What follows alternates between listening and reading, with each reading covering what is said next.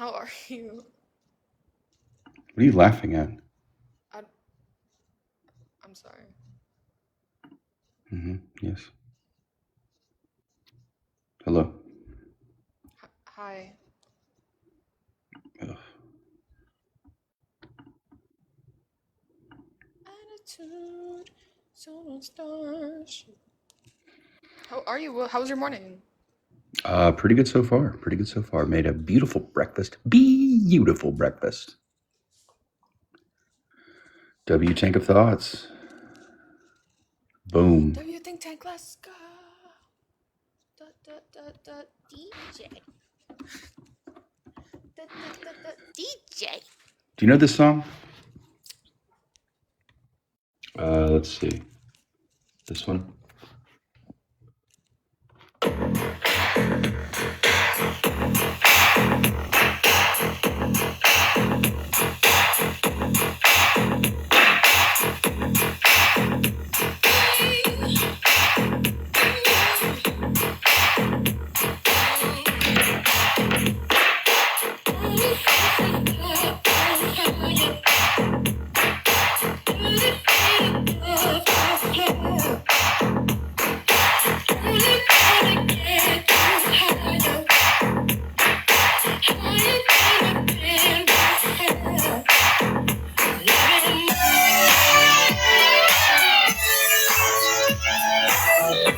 Pretty cool song. Yeah, I like it. What's the title? Like, who is it by? Is it a band? Is it a person? It's a DJ. Oh, a DJ. Kind of, yeah. It's an electronic artist named Sebastian. Sebastian. Yeah, the second A in Sebastian is capitalized, and the song is called Love in Motion. Love in motion. Bold. Ugh. Ugh. I was looking at just a horrific picture of a injury. It had nothing to do with what's going on here. Oh my God, why am I getting a call? I'm not answering. No. No, answer it. I can No, hold because the down the thing is, fort. no, because the thing is, like, people just call me for the dumbest shit, and I can't. Okay. I need to put my foot down. I'm done. Sure. Oh, let me just call you to be like, oh my God, let me complain about my job that I have to go to soon. Like, Oh, we're what the getting a fuck? question from a fan. We're getting a question from a fan. It says, "Is it safe here?" Bold, it's always safe. What the It's safe fuck? for who? Bold. I'm literally 6 foot. I'm actually 6 foot. No, you're not. Bold, I would protect you with my entire body. I would shield you from anything, ever. What are you, Yeah, 5? and she'll dunk on you if you need to be dunked on. Right. Exactly, on birthday. Why do you say the T in Oh, exactly? she's such a beautiful person and inside and out. No, literally. and this is the thing, like obviously not physical, but I've always defended Bold, because, like, come on, you have to give flowers where flowers are due, and that's just Why what was I doing? I'm about. Like, come on. I'm tired of it. Come on.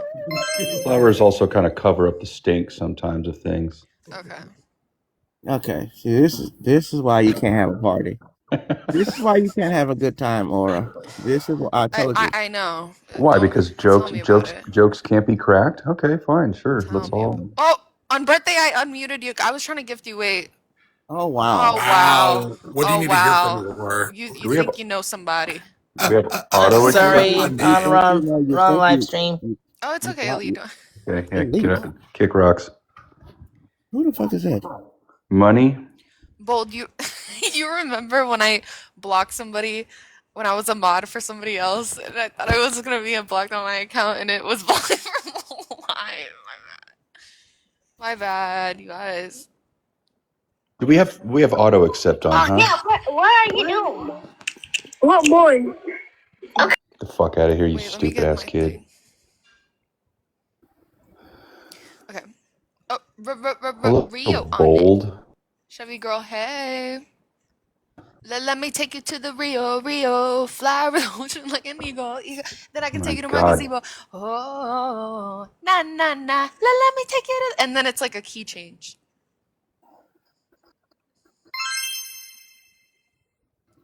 You guys, I'm having coffee. Welcome to the think tank. How's everyone doing? How's everyone? Good times, good times, good times. We're doing great over here. No drama, Bronx. I mean, hey, it's simple. You It's know, simple. don't report me Hey, P-Shark girl. erroneously. We gonna be alright. We gonna be alright.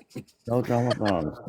We gonna be You alright if you guys, just repost the don't. live, double tap. Yeah, be cool, be sensible. Everything will be fine. Keep that shit cute. Keep it cute. Keep it cute. It's amazing how people, run. They say they don't want to fit in, but they want to fit in. So Yeah. it's Yeah. blatant. It's blatantly obvious. People It's just obvious to say everyone, something. right? Yeah. I mean, I wonder who you're talking about. They In my say they mind. don't do bandwagons, but they bandwagon. Right. It's funny to watch that on this app. It really is. People eat their own words. You know what? Is it funny, like to the point that you'd laugh? Might as well, right, Bold? Yeah, there's one. Might as well. I mean, Laugh it up, laugh it up, laugh it up. Thank you. Thank you. you guys, welcome to the think tank. How are you guys? Today's Saturday. For my East Coast people, I heard there's a winter storm. What is going on? Are you guys ready or what? Justin, I was doing exactly enough. I tried to buy water yesterday. No place had water. I was like, what Oh the my fuck is God, are going you on? dehydrated? Oh, was it all frozen? What the fuck? No, everyone was just scared because of the Canarini. quote unquote freeze. I mean, yeah, I remember during, what was it? What was the hurricane that happened in 2016? It was like 2021. No, Oh. 2016. Oh, I remember that. Yeah. Fuck, what was it called? I don't remember. I think it was a guy's name. Rodrigo. No. It was Spanish. Patty, wasn't it? No, it definitely wasn't Patty.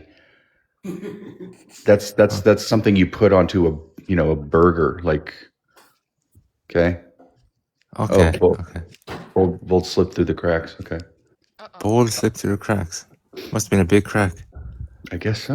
Luke, can you be nice? Oh, sorry. No, cause I was on Bold's live. You were like doing too much, like spaghetti. You were just like so mean for no reason, and Bold was ignoring you, Luke. Come on. What the fuck, Luke? Yeah, what the fuck, Luke? And I play Chuck Berry for you. Yeah. Yeah, play it again. Take 2 more bites of breakfast rocks, and then you can answer for Okay, yourself. okay. I'll have another 2. Yeah. Breakfast rocks. Are you sleeping on a diaper? What is that noise? Took a shite. Oh, gotcha. Justin, I would love for you to elucidate me on how I did too much last night. I took a hot shite. Oh, you took a hot shite, did you? What's up? What's going on, Aura? Nothing. I just got an email. Wait.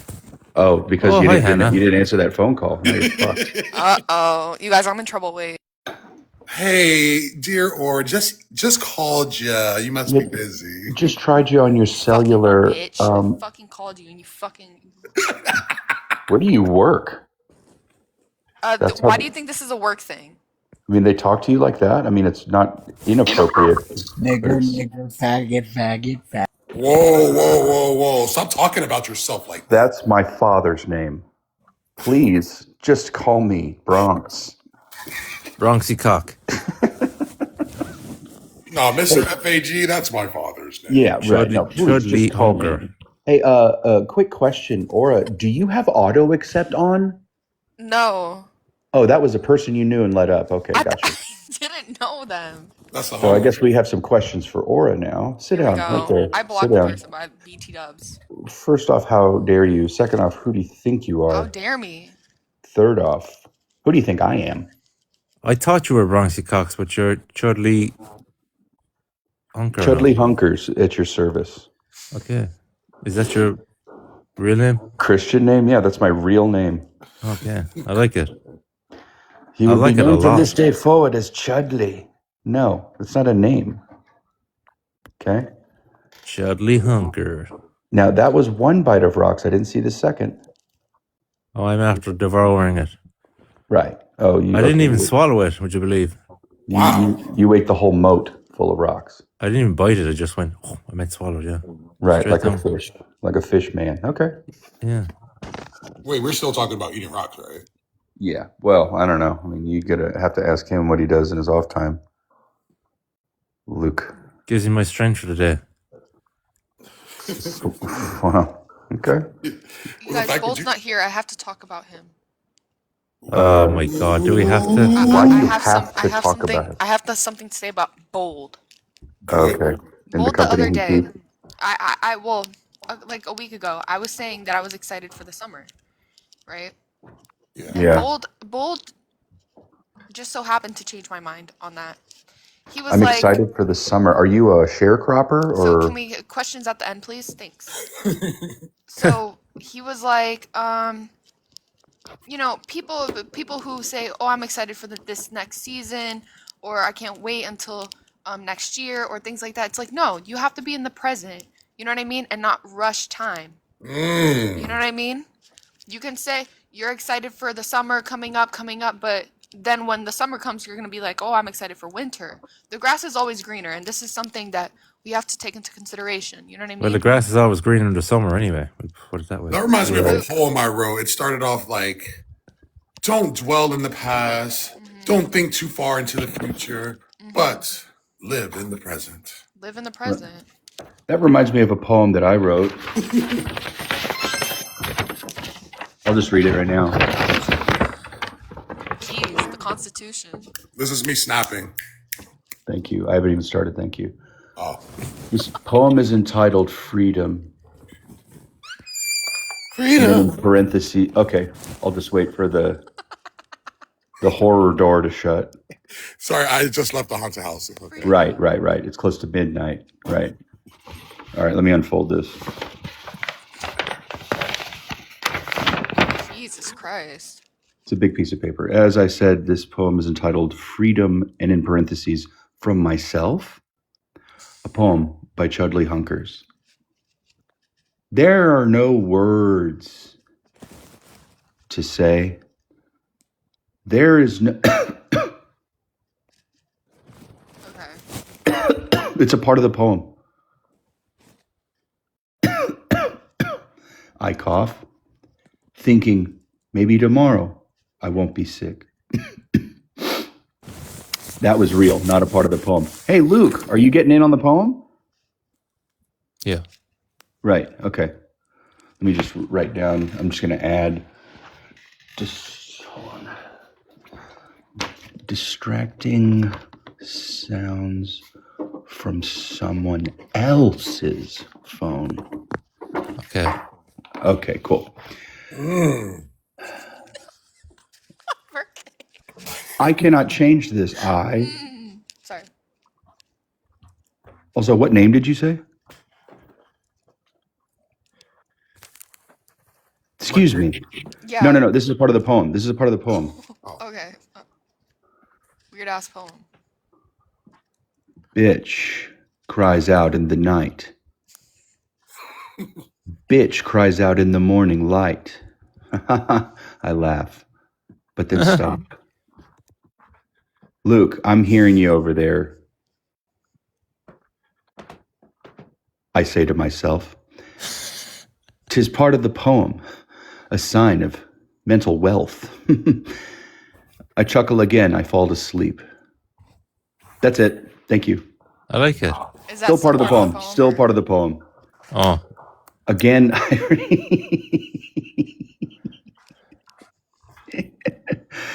the end. Thank you. No, that's still part of it, surely. No, this is done. Luke, I, and Unbirthday are all scared in the corner. Oh, wow. Yeah, because you don't know how to listen to poems. I enjoyed it. We got Thriller Creaky Door coming in. We have this. This is what I heard at first when I was trying to do it. Jeez. What? No, this. Listen. This is what we heard at first.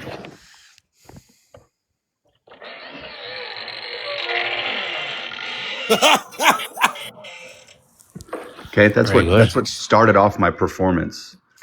I'm just glad a Jupiter 10 didn't start Did you playing. guys know that Bronx is a professional comedian? No, he's not. No, Chud Why do you Dudley lie is. like this? Yo, I just noticed a glizzy on the think tank table. Oh my Chudley god! Because okay, when I put Conquerors. the prompt into Chat GPT, I put the think tank is something that I want a serious tone, but then I used an example and I was like, but sometimes we talk about is hot dog a sandwich, and then the fucking put a hot dog on the table. Dude, someone should make a soundboard called Chat BG, and it's just like his 4 thoughts that kind of circulate around in that old rusty gearbox that he has in his head, right? Rusty gearbox. Mm-hmm.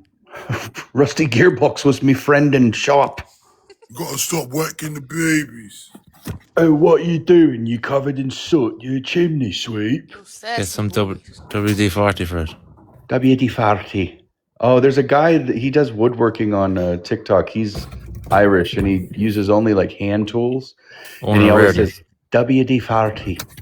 Yeah, it's Owen O'Riordan. Yeah, I love him. He's great. Oh, he's brilliant. He has the cap, the paddy cap. Yeah, he's always using ash. Is it ash or there's some wood that he's always using. He wears the iron sweater. Yeah, he's great. That's the guy. Oh, he's brilliant. There's something simple that like, have you ever watched any Japanese woodworking videos? Can't say I have, no. They're really cool because they don't use glue or nails. It's all basically based off of physics and just like kind of tightening things and putting wedges in. Oh, grooves and joints, like. Yeah. It's really cool. Yeah, it is. Why do Japanese people just do everything better? Because they're an advanced species. Oh, they're like inhuman? No, like they're like 20, 30 years, 40 years ahead of us. Like it's like looking into the future. I would have said that they're like from the past, but they have not like forsaken it. Like even their I don't know, maybe. Like the modern world hasn't like fully engulfed them into some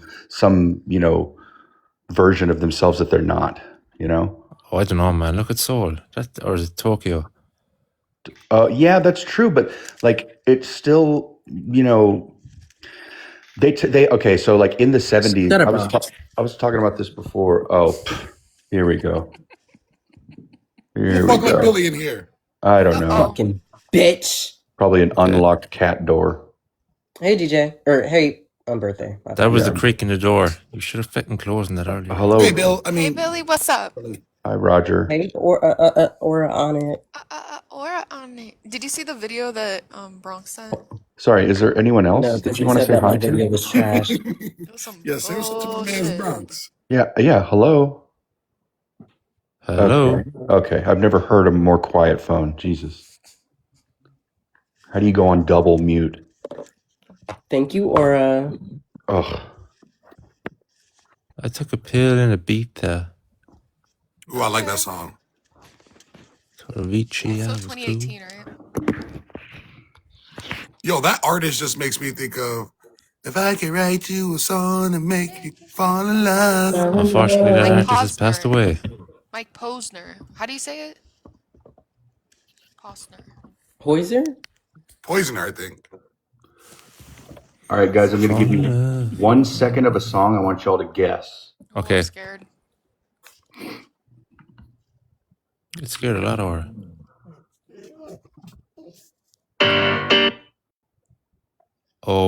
Uh-huh.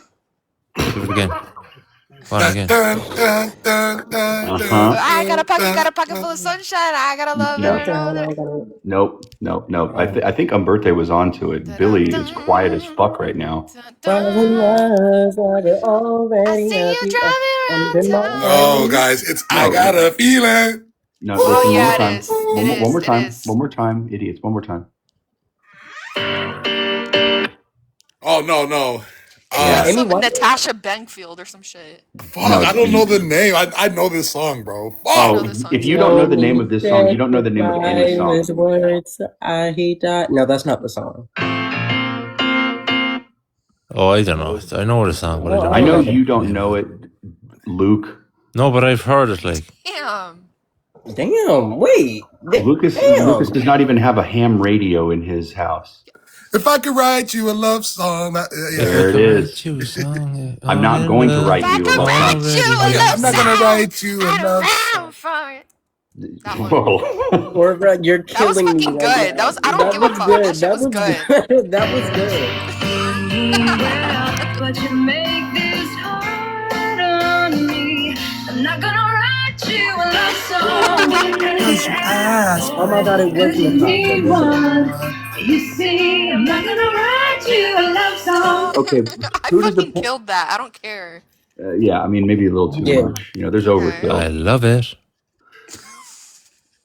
Okay, let's do a simpler. Let's do a simpler one for simpler people, or simpler eaters, rather.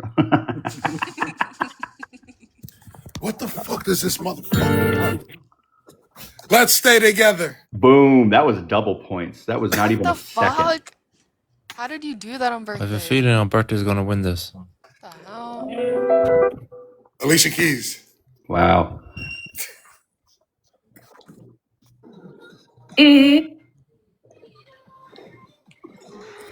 Huh? I didn't hear it. Okay. We didn't hear it. We didn't hear it. If I. Oh, good job, Raji. All right. And I. Replay that. Ding, ding, ding, ding, ding. Kelly Clarkson something. Very wrong. Negative points. It's fucking Kelly Clarkson. Led Zeppelin. Flicking the bean. Wow. Little Wayne. Maps by the Yeah Yeah Yeahs. Who? Wow. Okay. Irish song. If you guys don't immediately get this, I don't know what the fuck to say to Is it you. an Irish song? Titanic. Is that Hamilton? Like Hamilton? Yeah, it's Hamilton. Fuck Hamilton. Come on. Time to say goodbye. Like play something from like I'm this lost. decade.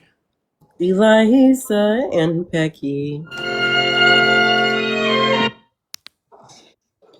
Guys. Liza Minnelli. Etta James, At Last. Bro, I Wow. was gonna say fucking Yeah. See, Roger knows it. My Love Has Come Along. I can't believe I don't know that. Aura, I'm sorry that not everything is. I'm sorry that that's not all the world's music. All right, but, Panama. All right. Hey, you make me jealous. Anyway, Like, let's keep it real. Yo, Oh my God, play wait. No Broke Boys just to make us feel better. Aura, well, how about Yes. this? I'll do that. did you see the fucking the white person who's Bad trying to be Bunny! with, like all the other Yeah. people? And No. that fucking, I want to say fake group, but it's actually like a real fucking company that changed their name multiple times because they've been like caught on their crimes. Wait, what? Yeah, it's a company. I think it's AN. AN. That's the company. And what did they do? What happened? I think I can't say it on live. I can't say it on live. Yo, I question this hot dog every time I look at it. Hot dog. Uh-oh. Stop sign. The question: when are you going to take a bite? What stop sign? No, where'd it go? Wow. No, but look. Oh, wait. It doesn't... Hold on. Why is that? Okay. The hot dog is the only normal thing on the screen. I do like that it's symbolic of the symbology of the nature of the conversation that we've had on here. What damn hot Yo, dog? the chalkboard in the back. Do you see Billy, it? it's on What do you the got? table. Billy, do you have corn cobs in your eyes? Yo, you see the chalkboard in the I'm back? playing It's like, Yes. They it's sad. on- Yeah. I'm playing my game. Oh, okay. Why did they make it Human Crossing instead of Animal Crossing? Oh my God. Whatever. Whatever, Roger. Baile inolvidable. Do you think we're ever gonna get GTA 6? I hope so. No. Did you see that they released They it have it early in for the Japan. Luke, give me 1 second. They released it early for Why do for I a always get cancer fucking patient. called out? Luke, give me 1 second. You're lying. Damn. What? He For did a some goddamn cancer patient, but bitch, I got cancer. Yes. Hello, bitch, Answer tell them K. I got cancer. Release it for me. Answer K. Please don't say cancer. Really. Like, Not gonna write you a love song. got me fucked up. Shit. Watch that person's proud. Not going to write you a love song. Right? Just Right, the right, fuck out of my Chudley Hunker. Hello, my name is Chudley Hunker. I'll be helping you with He's your a big whiskey and tea. spunker. Aura, Yeah. Okay. go ahead. What's up? Go ahead. Say anything. It's your think tank. Okay. Think, Yeah, Aura, think. Oh. Oh. Okay. Who's this? I don't know. Who's who? Patrick. They released GTA 6 early for a cancer patient, but it was just one person, and he Of had to course sign they an did. NDA. Boo! Where the fuck are you reading this? I Yeah. saw it on Insta. Oh, it must be true. Oh, you're on Instagram? Dang, that's what he wanted, bro. It's like, yo, I want GTA, bro, before anyone else. I have GTA's. Like, you're not even gonna be able to complete it. Right? BGB 2026 GTA. 2026. I'm going to be kissing guys. Spending all the Getting money on the bored. hood rats in the game. Where's all the chicken head dudes at? I've actually kind of gained a bit more admiration from BGB recently. He admires you or you admire him? No, I just think he's after kind of leveling No, up a bit. when he helped me with my electrical shit, and I was like, okay, BGB, you're not really dumb out here. He's not. Did he actually help you, or did he just? What, hurt you? What? No, he helped. I felt there was other people gave more of an input than him, but anyway, that's just my opinion. I'm not sure what you're referencing, but I don't doubt that he's got to be good at something. We know it's not talking or thinking, but there's other things out there. But he's an electrician by all accounts. That's a hard job. Yeah, it is a hard job. Yeah, so Bronx, what happened was, like, I was pissing on my house and the house broke naturally. But because that happened, the electricity fucked up. And so I remember that BGB was an electrician. So I just asked him, like, yo, bro, how do I fix this one part of the electricity? And then he told me. Wow. What was it you had to fix? What exactly? Well, the switch was off and he put it into the on setting. Oh, what did you have to do on birthday? I had to remove the current, like, light fixture. Right. And I'm replacing it with a new light fixture. Did you do it yourself in the end? BGB helped me with it. He helped me identify like the cables. Wow. Oh, good man. So you have to give him credit. And he's working there at the moment. You guys, welcome to Positive News.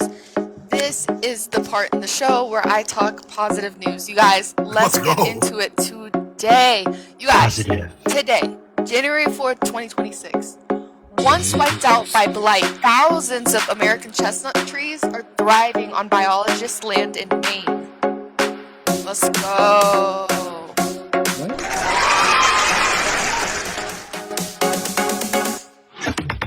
You guys, in Colorado, they're beginning to plan the return of wolverine across its parks, a species that's been absent for more than 100 years.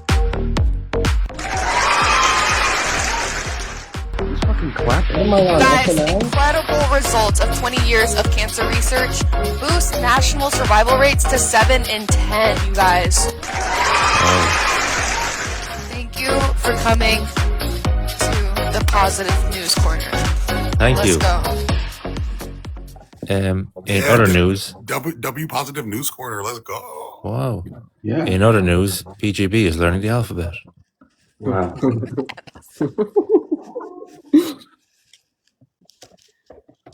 That's Bravo. Yo, Luke, why does your picture looks like that's your very first like picture you ever took? It is. How did you know? Your very first selfie. It is. We just got cameras. Remember, I'm in Ireland. No, you did. It is. Yo, not for nothing, yo, but do you see this? Do you see him with the quarter zip? Who do you think you're trying to be, Luke? What's a quarter zip? Oh, yeah, I get it. Yeah, what is your name, DeLuke? DeLuke? No, it's Luke. La Luke? You've just been looped. Luque? 92. YN Lukey? YN. YN Lukey? That was good. With your little quarter zip on. I see you, man. Moon boots. What do you do? I don't know if he can come up here. Somebody like me up here. Da rosa. It'll be an even number if moon boots come. Rosa. But I don't know. God dang it. Hello, moon boots. Dude, why am I doing third Come party? over, Chester. How's Chester, moon boots? Hello. Chester the Moon Wester. Cheers. In Rio de Janeiro prison, Brazilian women showcase their talents in a singing contest on Friday. Eastside Denver, the Crips and the Bloods have decided to unite. Horses leap through flames and pets to go to church in Spanish animal rituals honoring St. Anthony. In South Louisiana, we find the biggest shrimp added to the biggest po' boy in the nation. Come back for more. Hey. Come back, baby. Mummified cheetahs found in Saudi caves shed light on lost populations. All that and more on the normal news, starring Chudley Hunkers and DJ Unbirthday. This just in. This And the just think in. tank. What the fuck? This just in. DJ Unbirthday is the realest nigga alive. I think I'm reading that right there, Chuckley. Yes, that's right. Oh.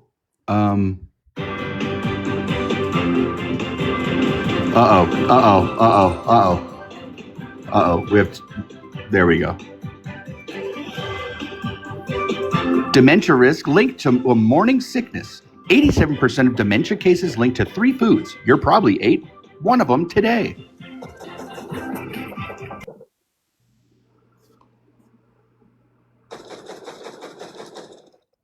Hey, Zoe. Oh. No longer are the younger generation drinking. They are adapting to a new wave of things called the ZA. The ZA Loud Pack. We'll discover what that is later and more. Pass me some. Pass me some. I think Zot is better, though. No. No. No. What? I said we'll get into ZA? that later and more. Bitch, you're so fucking... I don't know what's happening. I just woke up. Good morning. Good morning, sunshine. So Zot is green. Zot is green. But that's not what Pete Davidson said on an SNL skit. Fuck. You know what? Pete Davidson. I only know him because of Ariana Grande. Right. Last night, boy, Boy, I met you. Oh, you're so tone deaf. And I was asleep. You're such a dream to me. Aura, don't forget the bridge. Don't forget the bridge. Yeah, Bridges. Oh! Yes. Uh-oh. Mm-hmm. Fuck. Oh my Do you god. like my hair? Thanks. Just spot it. Do you like my hat? I like it. I want it. On the news tonight, we will discover How how did you miss Jay one Unbirthday part? eliminated Bridges from existence of everything. Wow. Really hate him that much. That is so fucking What'd you say?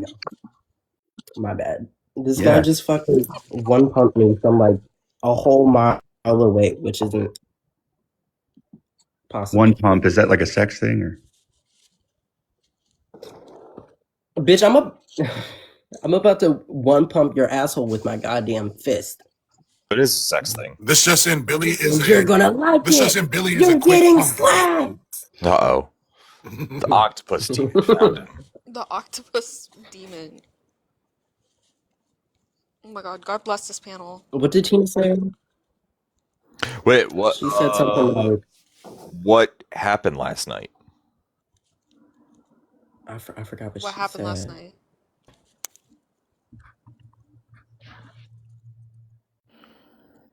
Mm. I don't know, Moon Boots. I definitely logged off the app early last night.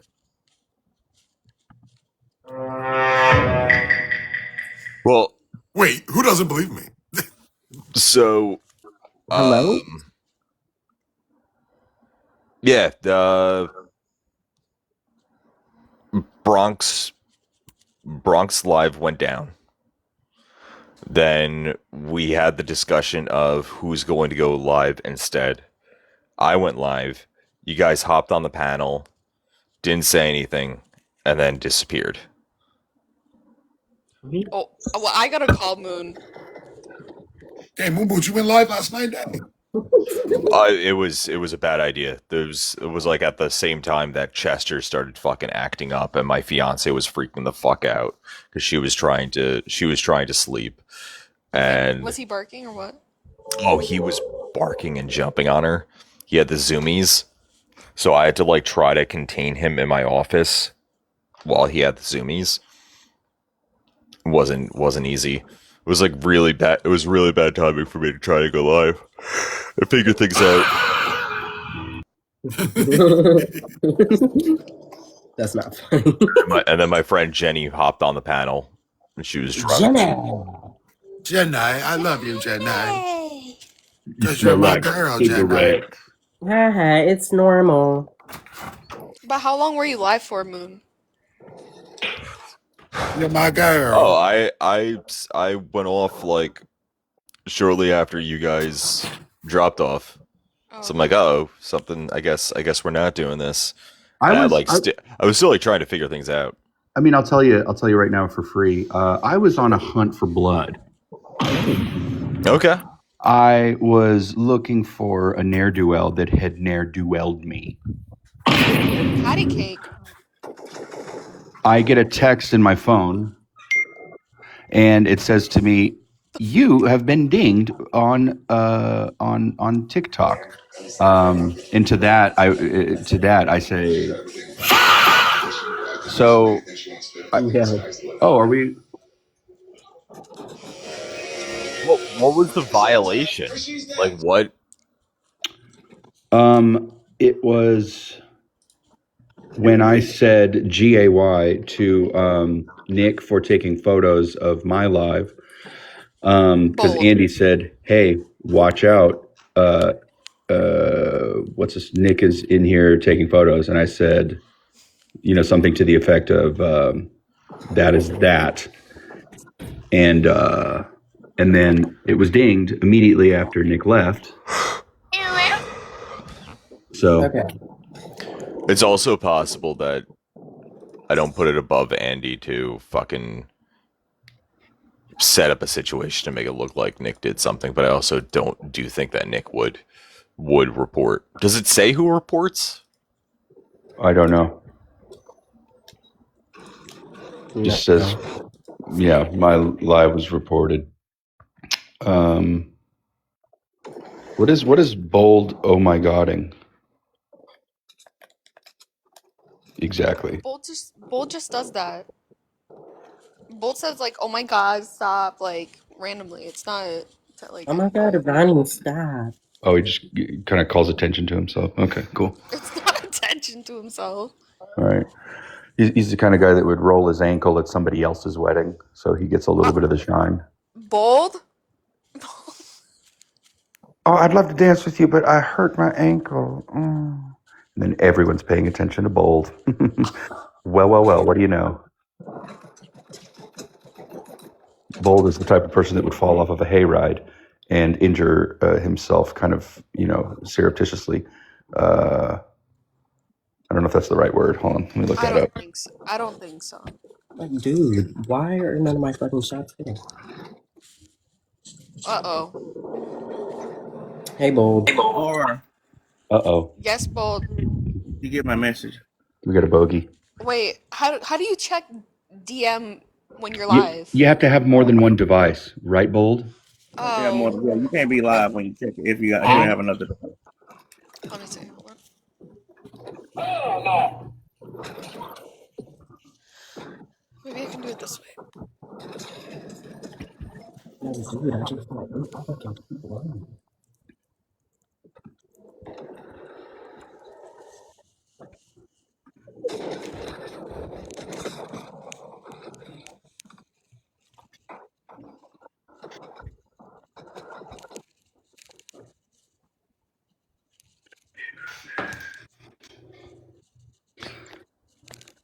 I need coffee. Right. How do you Needs it. usually make your coffee, Moon? By going on the fucking Starbucks app. Okay. I thought I was getting ready for a lot of numbers, but I'm surprised that we're not hearing any right now. Yeah. Do you put sugar in your coffee? Yeah. Yeah. It's so I normally go with the a Grande Nitro Cold Brew. It really is the only coffee out there strong enough to wake me up because I do have a physical dependency on caffeine.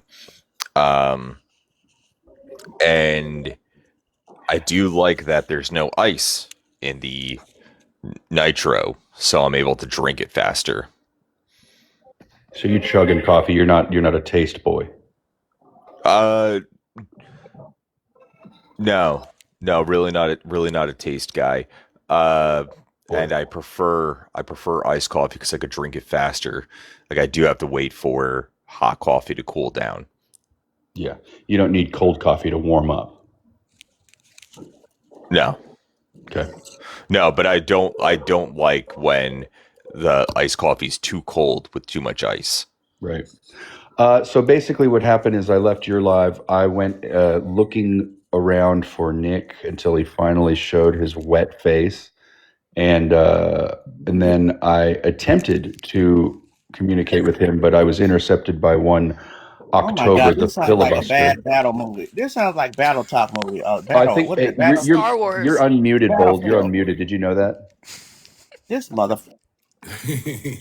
Right. So I just didn't know if you. It's like Star Wars. That should make the story better because Star Wars is fucking awesome. Right. Fatima. Or are you trying to say it sounds like Battlestar Galactica? That's a big no from me, dog. Wait. Oh, wait.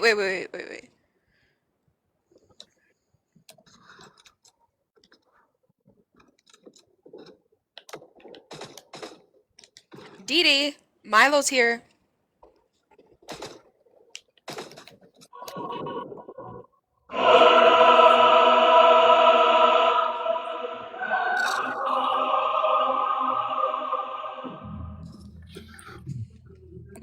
At once, Nick rears his ugly head. Ugh, I swear I didn't do it.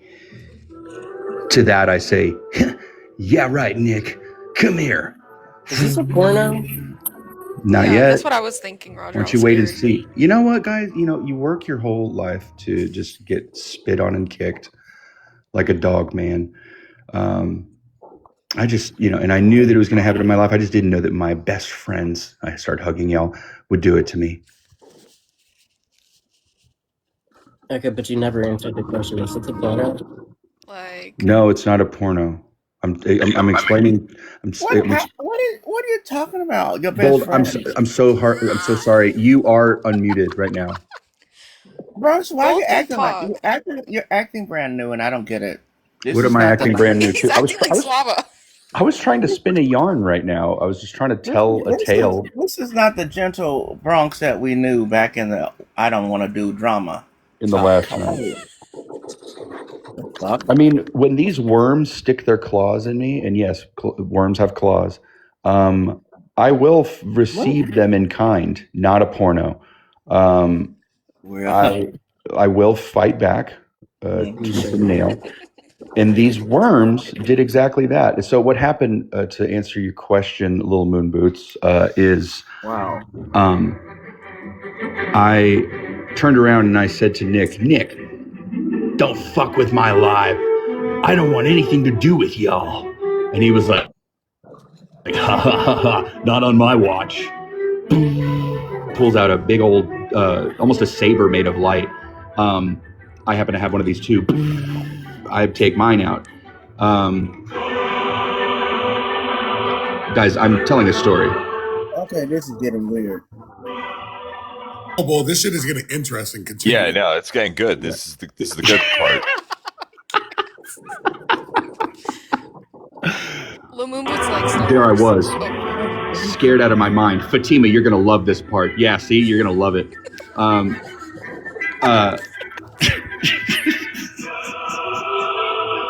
I say, not anymore, Nick. You underestimate my power. He says you're mine until I say you're not. I strike him right in the penis. My little penis. He starts boiling down into a small little version of himself. Welcome in, Miss Everyone else is Passion. cheering. Everyone else is cheering. The crowd goes wild. And then I walk away. Nothing else happened. No details to be told.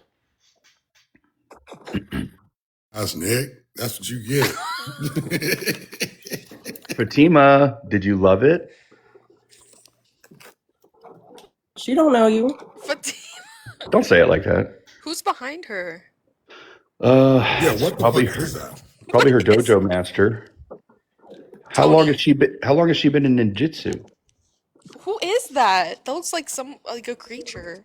It looks like. Oh, she loved the story. She loved the story. Thank you. No, she didn't. So, well, okay. what happened, sorry. Chudley? Like, what happened? Story. Thank you. What happened at the end?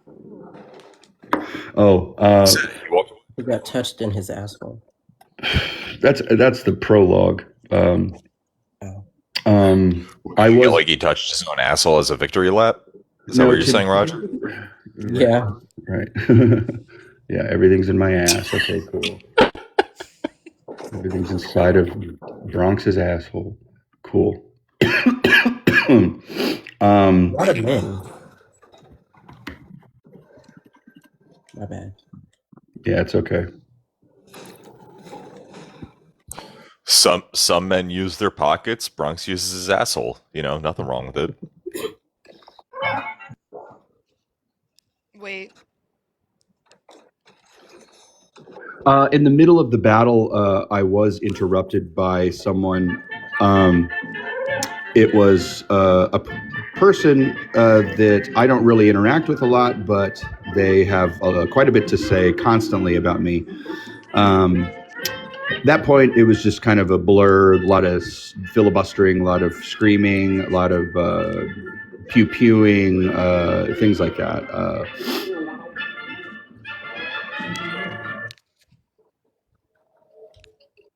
Okay, wow. All right. So these are my feelings on the internet as a whole. Okay. If you're going to have any sort of conversation publicly, it opens the door for everyone listening in to be able to be allowed to have an opinion on whatever content is being discussed on Like any public discussion. You know what I mean? Like you're opening up when you go on a public platform, you say it on the internet, you're opening up the door for anyone and everyone to be able to have 2 cents on whatever topic. Oh, I was given a lot more than 2 cents. I could have gone to an arcade with what I was given. He got 2 cents. Right. I will say this. This is something I tried to bring up last night, but kind of TOS stopped me in my tracks because of the verbiage I was using. I was saying to this person, the problem with talking with stupid people is that you are at the behest of what they're able to comprehend.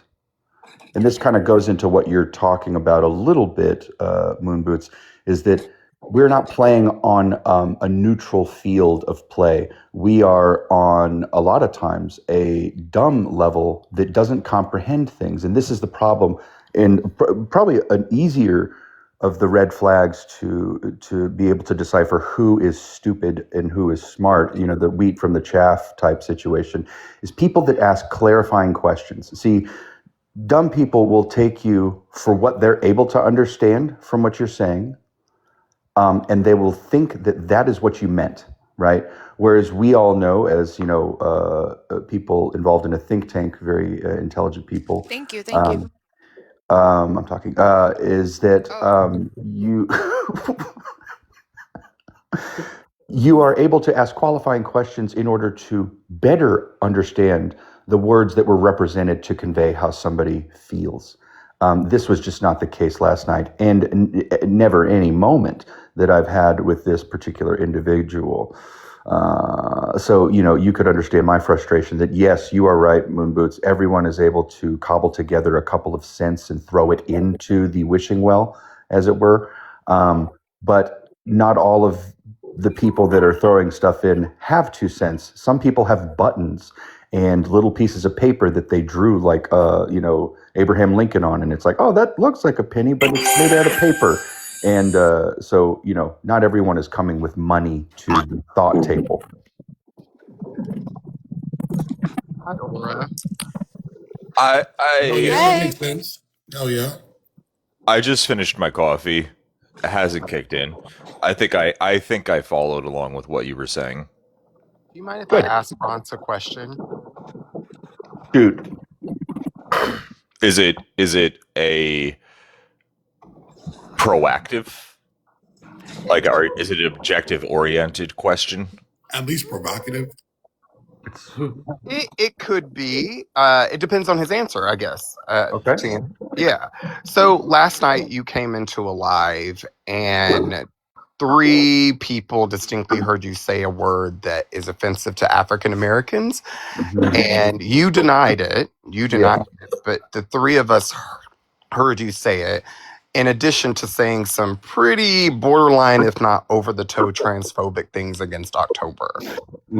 And so I'm kind of curious, because you have pontificated that you are not racist, that you share some pretty progressive views, and I kind of wanted to get your take on how simultaneously you can laud your progressive, quote unquote, ideals, but call or be accused. I mean, you're saying you didn't say it. I distinctly heard it. October heard it. Joy heard it. And then your transphobic comments. You'd like to know if I said the first word in question? Is that what you're asking? Well, I guess, and even more, if 3 people heard it, you're saying that all 3 of us were mistaken? Yeah, this is kind of an asked and answered situation. Like I said last night, pretty clearly, I didn't say that. Okay. Now, here's, I think what's more important than this is my overall historical behavior, right? Now, yes, you have your outliers like your Jameses and your Greenlicks, your, you know, what have you, right? Those people prove constantly that they are, in fact, racist. Now, other than the thing you thought you heard, what else has contributed to my behavior saying that I'm racist? That's what I would ask back. The answer, in short, is no. Believe what you want. The reason I came in there was not to get into any conversation with October, nor have I ever claimed that I want that or am interested, because there is no conversation. This is a filibustering individual that is kind of set on their ways, and I'm just not interested in talking to stupid people that don't listen. Now, do you have any particulars about the second question that you had? The transphobic comments. Sure. Yeah. Yes. What? So I get that you and October don't get along. And I can't even really judge you as a human myself. Fatima, 1 second, beautiful. But maybe it was the heat of the moment where you were talking about her parts and I don't know what you have going on down there. No one wants any of that. Those type of things. I don't remember saying that. I do remember saying something to the effect of, I have not had to mar my body in order to be the person that I am. I do remember saying something like that. Yeah. Consider that. I would consider that on the spectrum of transphobia. Yeah, If I could heard see that. I could see that.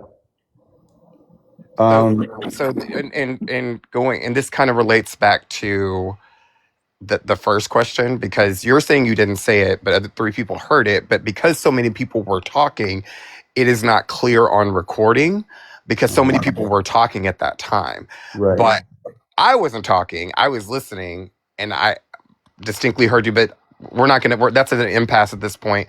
I'm just saying this. You talked about patterns, right? Earlier in your rebuttal, your retort.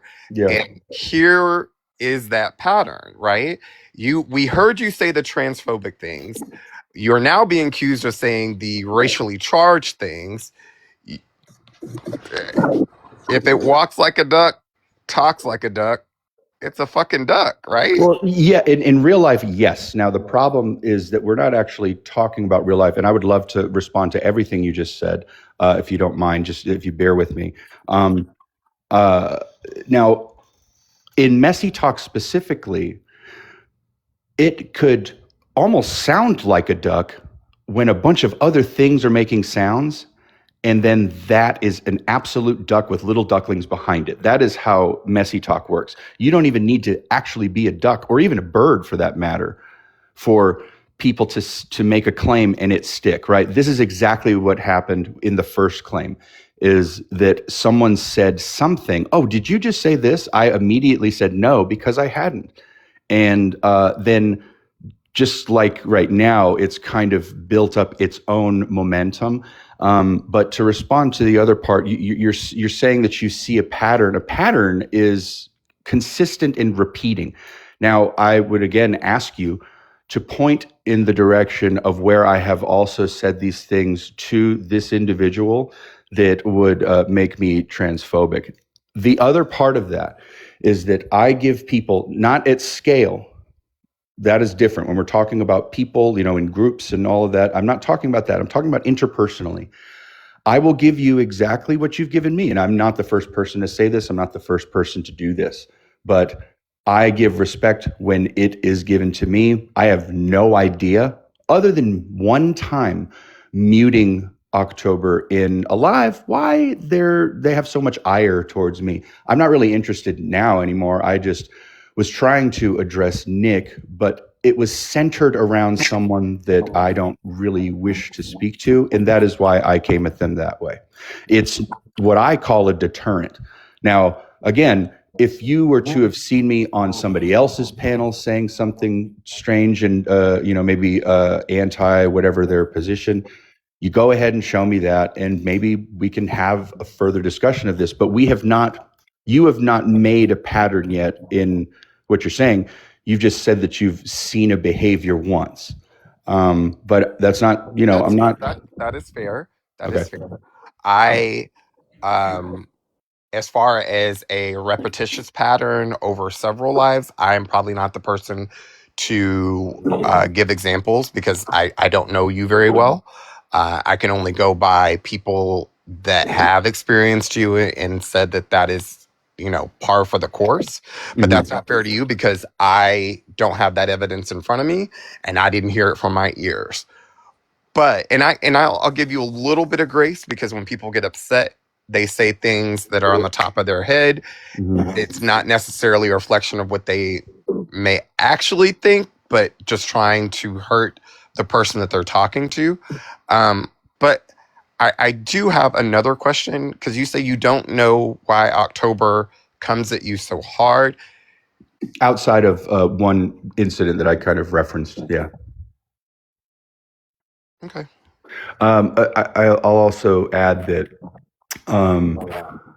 when it comes I'm to sorry, Brox. I'm sorry.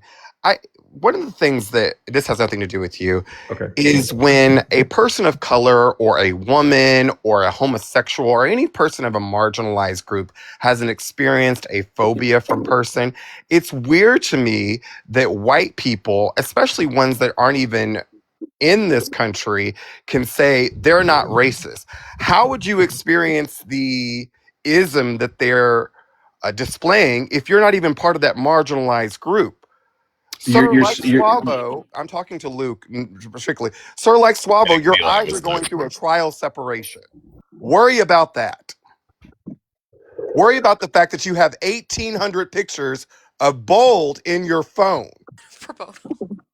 Yo, this is a think tank. Tap the screen, share the live. that wasn't Think tank, W think tank. W think Worry tank. about the fact that you supposedly hate bold, but yet you hold so many pictures in your phone. They're probably asking you to buy more data, beloved. I think I share. You look like a marsupial, sir. Pro bono, do you think that it's fair to assume that I share more space with Bronx than you do? I'm sure you do. I've noticed that you guys are in the same space when I casually come in. Yes, I could agree with that. All right. So if you've paid attention to the think tank in any capacity, I'm the type of person that pays a lot of attention to patterns and especially in behavior. You know, I kind of do that for a living, trying to pick up patterns of behavior and how I can implement that into sales sequences. So things that I notice about Bronx is when he is put at a point where he feels that he needs to be on the defense. When he's feeling defensive, I do think that often the higher arching morals of kind of go out of the window to a degree. I recognize that, and I think that it's more prominent in spaces where people do go balls to the wall on the individuals that they want to go at. So I do think that he's trying to defend himself by attacking the individual in the most. I don't think that it's equitable to the degree that he defends himself. I think that he's trying to go after the deepest cuts he can go for. You know what I mean? And often I do think that there is a lot of unpacking that still needs to be done with Bronx, and we've talked about this. Well, I would love to respond to this as well. Now, like I said before, and other people have said, and will say again, not the first to do this, but the response that I gave was commensurate with what I had been given already. This being something of attacking my personal appearance, things that, I guess one could argue you can't change, right? And so I did exactly what was on the menu already. Now, if there is a difference in that, I would be happy to argue that part of it, not in a right or wrong way, but more so this is exactly why I did what I did. And to add on to, not that Moon Boots is agreeing with my behavior, because I don't think that he is the first to be very vocal about when I am doing wrong, which I appreciate. I will say that when someone comes at me in that way, what I am trying to facilitate and create is a deterrent, something that will stop someone from doing that. And, obviously in arguments, this doesn't always work. People love that energy, especially in that space. But I am not pulling any punches or using kitty gloves or, leaving anything off the table because of some, innate respect that I have for the person. I am giving them as much as they're giving me, and I feel that that's fair. But I don't think that morals and conviction should be something that's circumstantial. Like I think that if you're like not a, if you want to like purge any sort of deep-seated inherent racism, you can't allow room for certain things to allow room for certain things. If you are prominent on the social divide between men and women, you want to tear down the patriarchy, those kinds of things. You can't allow room in yourself and allow those morals to fold just because a woman is upset with you. You can't resort back to misogynistic tendencies when that happens. I think that part of unpacking is being able to hold ourselves to a higher standard than that. Like taking the step back, being part of the change that we want to see in the world. Like, I don't care. Like, I don't, if like, I'm not, I never crossed a certain line with tacos when and certain things, you know what I mean? Like, I didn't, in the sense of things that I would say about her, other people would be affected by that. You know what I mean? Yeah, and that simply it's not. I'm not the type of person to comment on a woman's image. I'm not going to say anything about her appearance. Yeah. I mean, that may be the difference between you and I. No matter what she's saying or doing to me on the internet, I'm not going to attack that. I'm not going to attack any allude to any sort of promiscuity of a woman, because that's not where I stand as a person. I think that doing that is wrong, and I'm not going to allow myself to go to a certain point just because I'm upset at that moment. And I think that this is a moment for me to get back at somebody, and that's part of me doing me unpacking my own misogyny. You know what I mean? I'm not going to mock somebody's race or religion.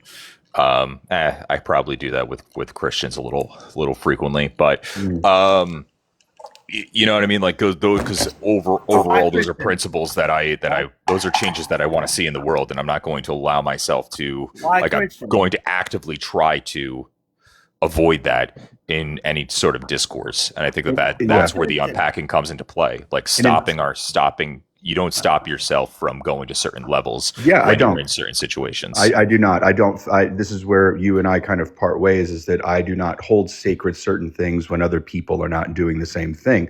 Again, this is a meet you where you're at kind of situation. And I appreciate your explanation and why you do that. I just do not agree with that. I also don't agree that all of the things you listed are things that I need to unpack necessarily, because the other people, I mean, I don't know why necessarily anyone specifically does it, because I'm only me. I just know that I only agree with a few of those things, not all of them. And to say that I owe anybody any of that knowledge or experience or proof that I have done so, I think is kind of laughable. When you take into account all of the other things that comprise that space specifically. But in a lot of ways, I could understand how someone would see me only in a particular light, because this is the only light that is being shown in this gray, dim room of idiots a lot of times. Not this one, but other spaces. They are not looking to shine a light to understand more in the sense of like educating themselves or, evolving an idea, other than for its toxicity. So in one way, someone could argue that I did the exact right thing in this situation. I'm not saying that. I'm saying that one could. The other thing about this is that if you do not like what I am doing and how I behave, not you specifically, Little Moon Boots, but anybody that was there last night, I welcome you to block me. And I will do the same if I see your name and I'm like, hey, wait, no, I don't fuck with that person. And then you can never see me again. If you don't like what I'm doing, block me, and then you'll never see me again. What a novel idea. But the thing is that I don't think that that's what's going to happen. Instead, what I think is people are going to dig deeper their claws into something that they can, distract themselves with outside of their own shitty, boring lives. I What I'm agree. trying to do. I do agree with that. Okay. That's the mentality. Same. I concur. So, because guess what? Yeah. Because guess what? And this is not me delivering the message. This is message. Somebody said that they're gonna look up your information, and you can guess who that is. Okay, it's not me, because I don't care.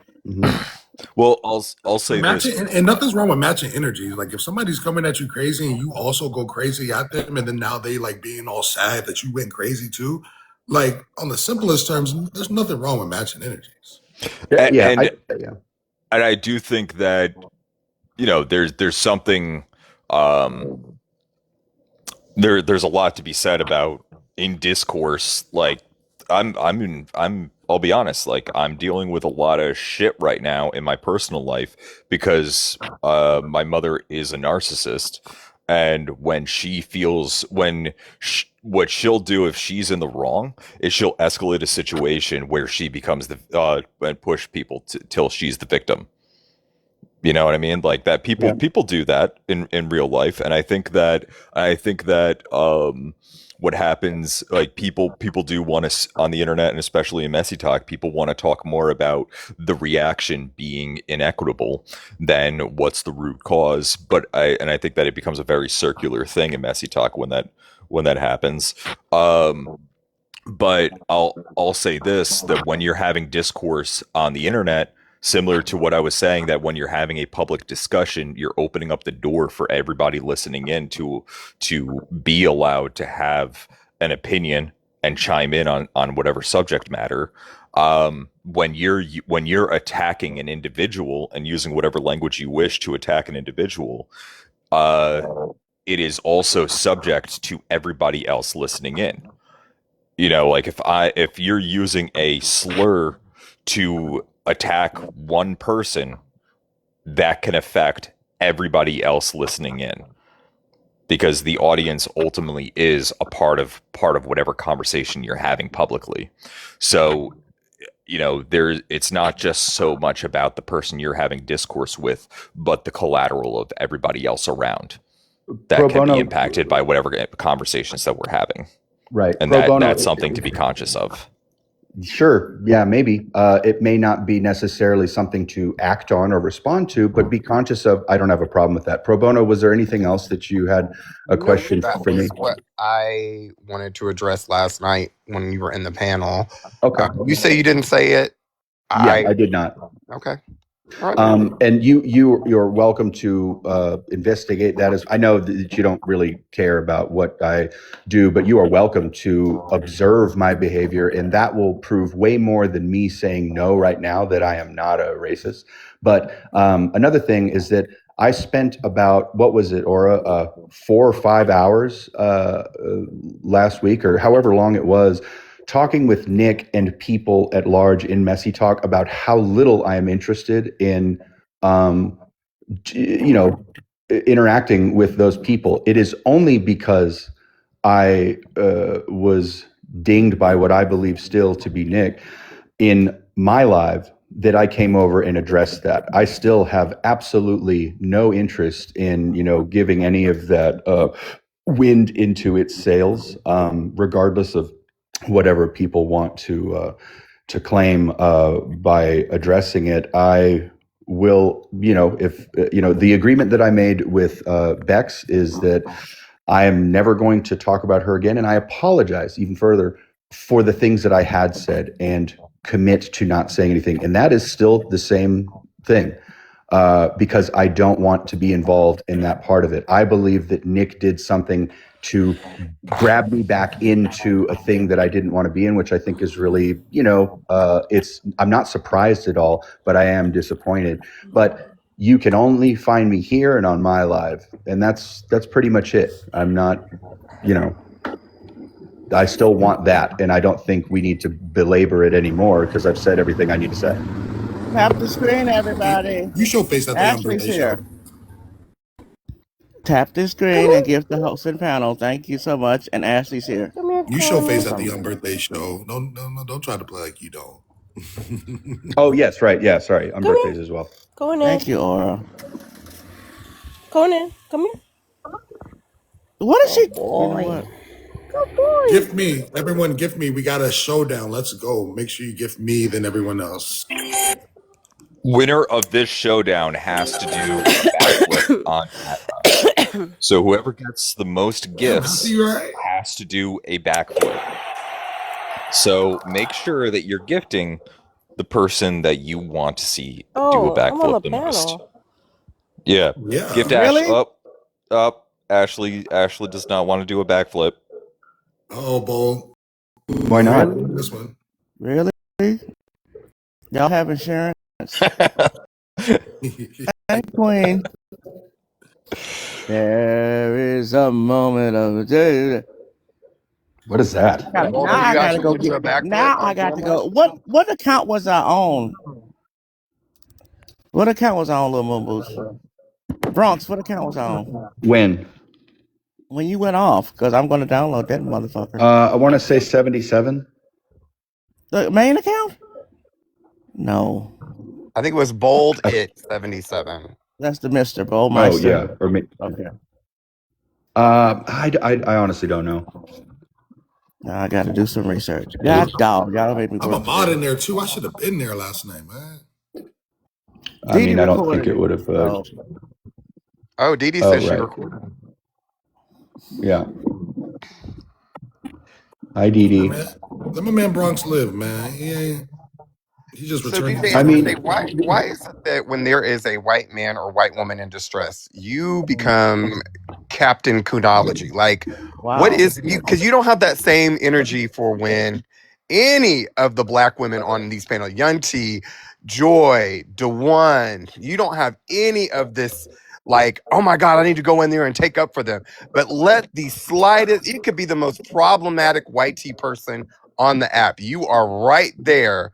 Hold on, that's not necessarily correct because when people were going at DeWan, I was like, you don't know what you're talking about, pro bono. You're just picking and choosing. What do you mean what I'm talking about? I can name the people that you take up for. You're just picking and choosing. I'm not picking and choosing. You have been on the panel when people have been going at DeWan. You've been on the panel when people have been going at and I was like, yo, chill. No, Peace and positivity. That's what I'm always on. Pro bono, I have a question. Yes. Activity for who? For everyone. And when? It was revealed in a conversation the other day. I'm not sure exactly who said it, but there was a discussion going on between somebody addressing Andy and how he had said a particular. Bold, you ready to cam up? A particular word, and then when it was asked why Nick is not given the same energy, someone said something to the tune of, he is a palatable white. And now this is not anything to do with who you are as a person or your worldview or how you move in the world, but I have been given, and I know Moon Boots for a fact has, and Aura, multiple times being admonished for the company that they keep. And I'm wondering, does that track the same way when the tables are turned? And I don't mean this in a pointed way at you. I'm just asking, like, if that was said. Can you delve in? What do you mean by the tables are turned? Are you talking about a black person that is around somebody that's problematic?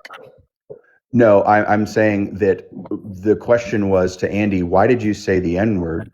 And Andy said, why are y'all coming at me like this for something I'm claiming I have not said when Nick has actually said it? And the response to that was, oh, Nick is a palatable white. That's why it was okay for him to do it. That doesn't seem fair. I don't know what black person told you that. Let's back up. First of all, black people are not a monolith. So we have our own individual opinions. We have our own individual ideas. There are. You sure to be trying to lump people? No, pro bono. You misunderstand me. I'm so sorry. You misunderstand me. What I'm saying is messy talk. I'm not talking about African American people at large. I don't So mean that. don't find Nick to be a palatable white, whatever the fuck that is. I think he is a businessman. I think Nick reminds me of it like a used car salesman. He's gonna say Yeah. everything to get the deal, I right? agree. So I don't know if Even race. nigga. He'll even say nigga. I mean, I don't think Nick is a card carrying member of the white hooded people, but Mhm. I don't think that's a deal breaker for him if he saw the bigger picture at the end of the day of him getting somebody some type of coin. As a former used car salesman, I find that sentiment offensive. You know that it wasn't directed at I'm you. sorry. I mean, I've told this to Nick's face. I said, Nick is a businessman. Obviously, this app is a source of income, whether it's his main source or a nice secondary source. It is a place where he makes money. And I don't think he has any moral qualms about what he needs to do, say, who he needs to pal around with to make sure at the end of the day his family gets fed. I think that is his motivation. Yeah, and it's a form of networking, whether you like it or not. Sure, yeah. I mean, it's outreach for sure for his business, which I find kind of repugnant, but that's just me. Separate thought. Let's say that to the people that are making money off of trafficking. How about that? Okay. Sure. Okay. If I ever meet one, yeah, I'll tell a coyote, hey, stop doing that. Go get a real job. But I don't know them, unfortunately. I don't think it's that extreme, Bronx. I really Well, don't. you know what I mean? Like, I just don't. If I knew that these people were doing that, I would certainly say something about it because I don't agree with that. But I had a question. What was I going to say? This is something I've found interesting, kind of separate from all of this, but I have also welcomed people, at least a handful of times to DM me if they had an issue with what I was doing. The fact of the matter is I've received one DM that has turned into a really fruitful kind of, I think, beautiful friendship with the person that DM'd me. And we, to this day, are talking. But no one does that in the space. Do you have any thoughts as to why that is?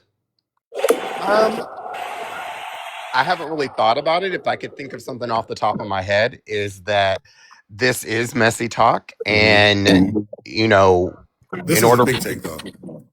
W think. No, yeah, but no, I'm speaking. Think No, tank. I'm speaking towards messy My talk. apology. This is the think tank. I think, but in general, people confront people on the front end because the egregious act happened on the front end.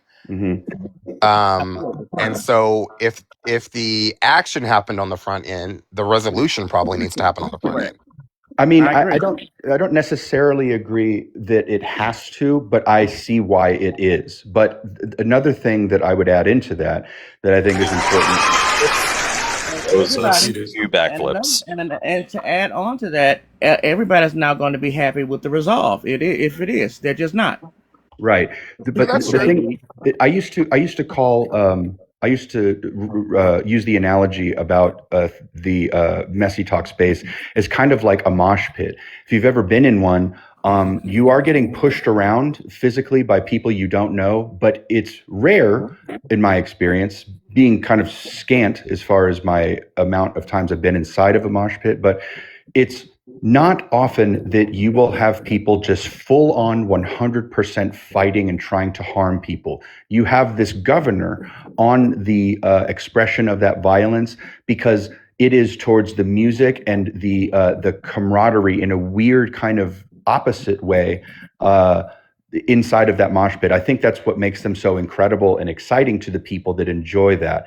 That is what I used to think messy talk is. What I think it is now is that everyone has a knife in their hand and they're in that mosh pit, and once in a while they reach out and actually poke somebody with it, and it can cause some amount of harm to somebody. Now, the fact that this is done in social media and there's this distance that we have psychologically between who we are here and who we are in real life, I think is a problem for me, a successful, like it's a feature of messy talk. And so the thing I wonder about, what's that? I'm like this in real life. Okay, I'm not surprised. I think I'm my truest self on the think tank. Okay. I don't know if that's true for me in the sense of like, I'm not going to call someone a stupid piece of shit right to their face unless other things had already transpired. And at that point, you know, if we're fighting, that's a whole different thing. That's the thing that we're kind of neutered in inside of Messy Talk, which creates all of this weird, tumultuous behavior.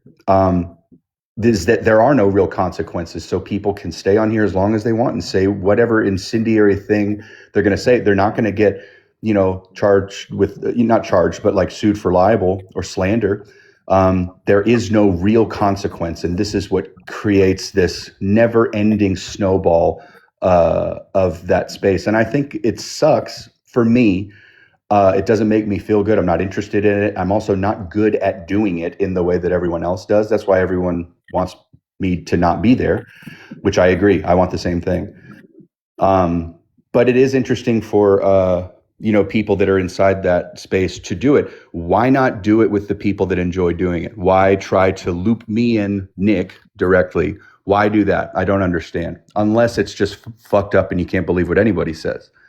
Like I'm talking to you pro bono right now, and I believe what you're saying. I think that you're coming to this conversation earnestly, and that is interesting to me. But what is not interesting is someone coming in like Nick and falsely representing themselves, and it's all in order to make some amount of walking around money for his family. Sure, fine. If you can do that, if you Can you I explain don't. what No. I don't believe that. Nick is very clear about his Yeah, that's what I'm motives. saying. I don't know if Nick has ever been ambiguous about his intentions. Like he is openly, at least to me, that's my perception. Like that's why I don't take him as seriously like he's some major entity. Like you go to Nick's space, you know what you're going to get. There's no ifs, ands, or buts about it. You know, if you go into that panel or if you go into that room, you're going to hear mess. That's just what it is. He even says, he likes the mess. In yeah, addition no, to it being profitable, I honestly believe he enjoys it. So it's not like he's like no, there's no doubt that he faking enjoys it. that. He enjoys the shit out of it. And he also, and like I said, going back to you saying that he said the N word, I think he's admitted that as well. I'm not saying that's right. Would I trust Nick? Hell no. But I can respect, like, at least, look, I know where I stand with Nick. And I think people of similar marginalized groups understand where they stand with him on that type of level. And they also understand he provides a space or a venue to air their grievances out for whatever they have for different people on this app. Two things can be true at the same time. Sure. What do you do when you don't go in there for that? Like when they reach out to you, is there any? What do you Do mean you when you feel don't any? go into, if you're going into Nick's space, that's what you're going in there for. So what do you Right, mean? but if he comes out of his space into someone else's space that is said in no uncertain terms that they want nothing to do with that space, is there anything different? Do you have any? What do you think about that? Is So that if he's different? coming into a space that you are the leader of, you block him, right? There's no law or policy that says you have to entertain someone in your space that you control on this app. If you know that you don't like Nick, you block every single account once you know it's him that comes into your space. Okay, well, let me ask you this from I like a would say this, legal bro. hold on, real quick. I'm sorry, Moon Boots.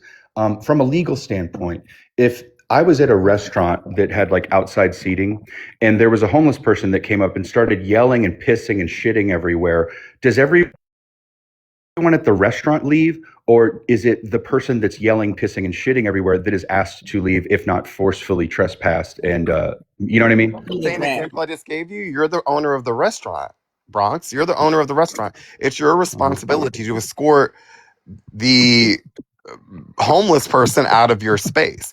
Now, if you're in Aura's space and you're patroning her space and Nick comes in here and you're like, I don't like Nick, I don't want to be here. And Aura's like, well, I don't have a problem with Nick. Then yes, you as the patron have the responsibility to be like, okay, this is a boundary of mine. I'm going to leave. We have seen that happen on this app. August and Aqua. Every time Aqua comes up on a panel, August drops. He doesn't announce it. He doesn't have a soapbox. He just drops. Yeah. You could see, you would agree though that it seems a little unfair for, let's maybe not August as a good example, because I know that there's some times where he is embroiled in, you know, messy stuff to a certain extent. But let's say somebody like yourself, pro bono, let's say that you're in a situation where you have done nothing wrong, you know, kind of outwardly, and you're not thinking, let's just say for the hypothetical, you're also not inwardly in your mind thinking of nefarious things to do, and yet someone else is aggressing and being shitty. It doesn't seem very, I know, you know, maybe I'm not speaking legal, but it doesn't seem very fair that the person that doesn't suck has to change their behavior based off of someone that does. Does it? We're not talking about fair though, Bronx. We're talking about protecting your peace. For sure. But you would agree that's where the fairness comes in. If you know that this person triggers you, you know this, you don't like this person, you know that they are there to troll you, you have one of two choices. You can remain in that space and, you know, duke it out or remain quiet or don't engage, or you have the option to go, you know what? I'm going to go to a different life. It's important to focus on the aspects of things that you have control over in that instance. You're not able to change somebody else's behavior. Correct. You're not able to make somebody else do something that you want them to do. So you have to ask yourself, what am I able to control in this instance for the changes that I want in my own life to protect my own well-being. But I will say to the sentiment earlier, I know we moved off of it a little bit, but it is widely believed in Messy Talk that the think tank belongs to Messy Talk. That because people come here from Messy Talk, that makes it a part of it. Therefore, it's inappropriate for us to determine what content and level of discussion that we have here, and that people from Messy Talk should not be barred from coming here and bringing whatever mess they want. Like it shouldn't be treated as like this zone in Manhunt. Like, oh no, you can't bring mess here because this isn't where it's at. But it's like I don't think it's appropriate to be able to come in and derail the conversation. If we want to talk about fucking sandwiches or we want to talk about bridges and songs, that it's appropriate for people to come in and disrupt it, and because they feel entitled to it. I don't think that's right. That is the line that I agree. I think for the most, like right now, I believe this is an interesting conversation. I don't think that we need to specifically call out people in a situation or recaps or whatever the fuck it's called. I don't think that that's the only thing that could be gleaned or spoken about as far as Messy Talk is concerned. For all intents and purposes, we don't even need to use the phrase Messy Talk and just talk about, you know, different types of relationship styles on TikTok. That is interesting to me. What is not interesting is two people coming in here and yelling at each other. Now, again, this is Auras Live. She's welcome to do whatever she does, and she does.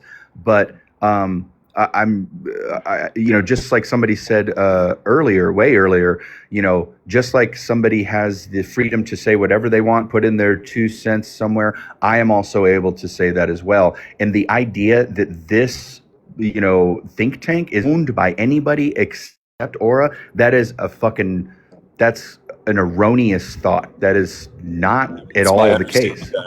How dare the people think that? Unless I'm wrong. Bowl, do you have any thoughts? He went away. I think I need to review my contract because it was my understanding that I had a 15% stake. Oh, thanks for the say. Hey. Where's this fucker? Okay.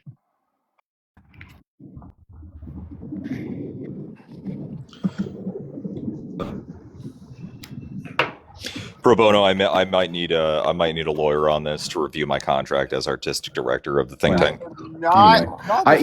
Pro bono. Just I swear, people think that once you have that title, that you know every single legal. That is not how this works. You need to go get a lawyer that works on times of what you're asking. So need you to take a look at these traffic tickets that I have. Like everybody's. I deal specifically with one type of faction inside immigration. That is it. If you need trouble, if you Okay, have well, I have trouble this working in a antitrust tech company, case coming up. if you have a trouble working for a tech company in the state of Oregon, Washington, Idaho, my firm, very small firm, will work with you to make sure you have all the paperwork, to make sure that your HB1 visas are renewed properly, to make sure that you can stay here and continue getting paid shitty wages by companies like Microsoft, Amazon, Google, Apple, Facebook, and Netflix. I have to dispute this charge that is unrecognizable on my credit report. Okay. Can you help me out So for free? by the time I'm done doing that, and your credit score goes from 680 to 320, I don't want to hear no issues with me. Yeah, pro bono, do it off the strength, man. Nope. Do it off the strength. And I accept cash up front. Name implies that you do it all for free. No. Don't let the name confuse you. I have billable hour rates.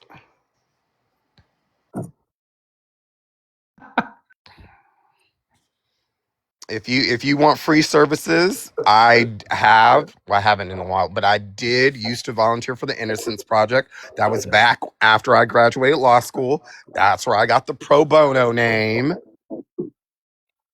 It's been my online screen name for 20 years, 15 years, something like that.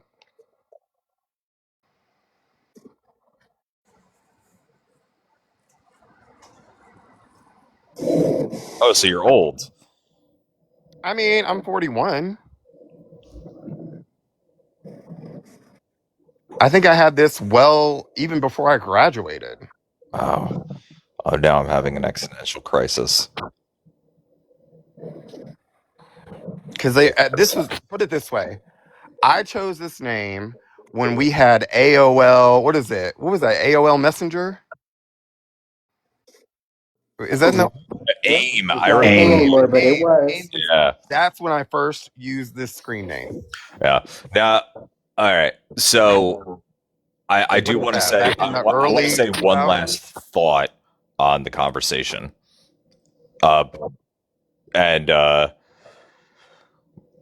Yes, we were having a conversation that revolved around messy talk, but I think that the nature of the conversation was wildly different than something that you would see in messy talk, and I think that it was meant to be from beginning to end a productive conversation. I think that that's what makes the difference. That's when I don't mind. Here, I said I heard what I heard, and other people heard what they heard, but because there was a whole bunch of people talking, it's quite possible that we misheard it, or I'm not gonna say I misheard it.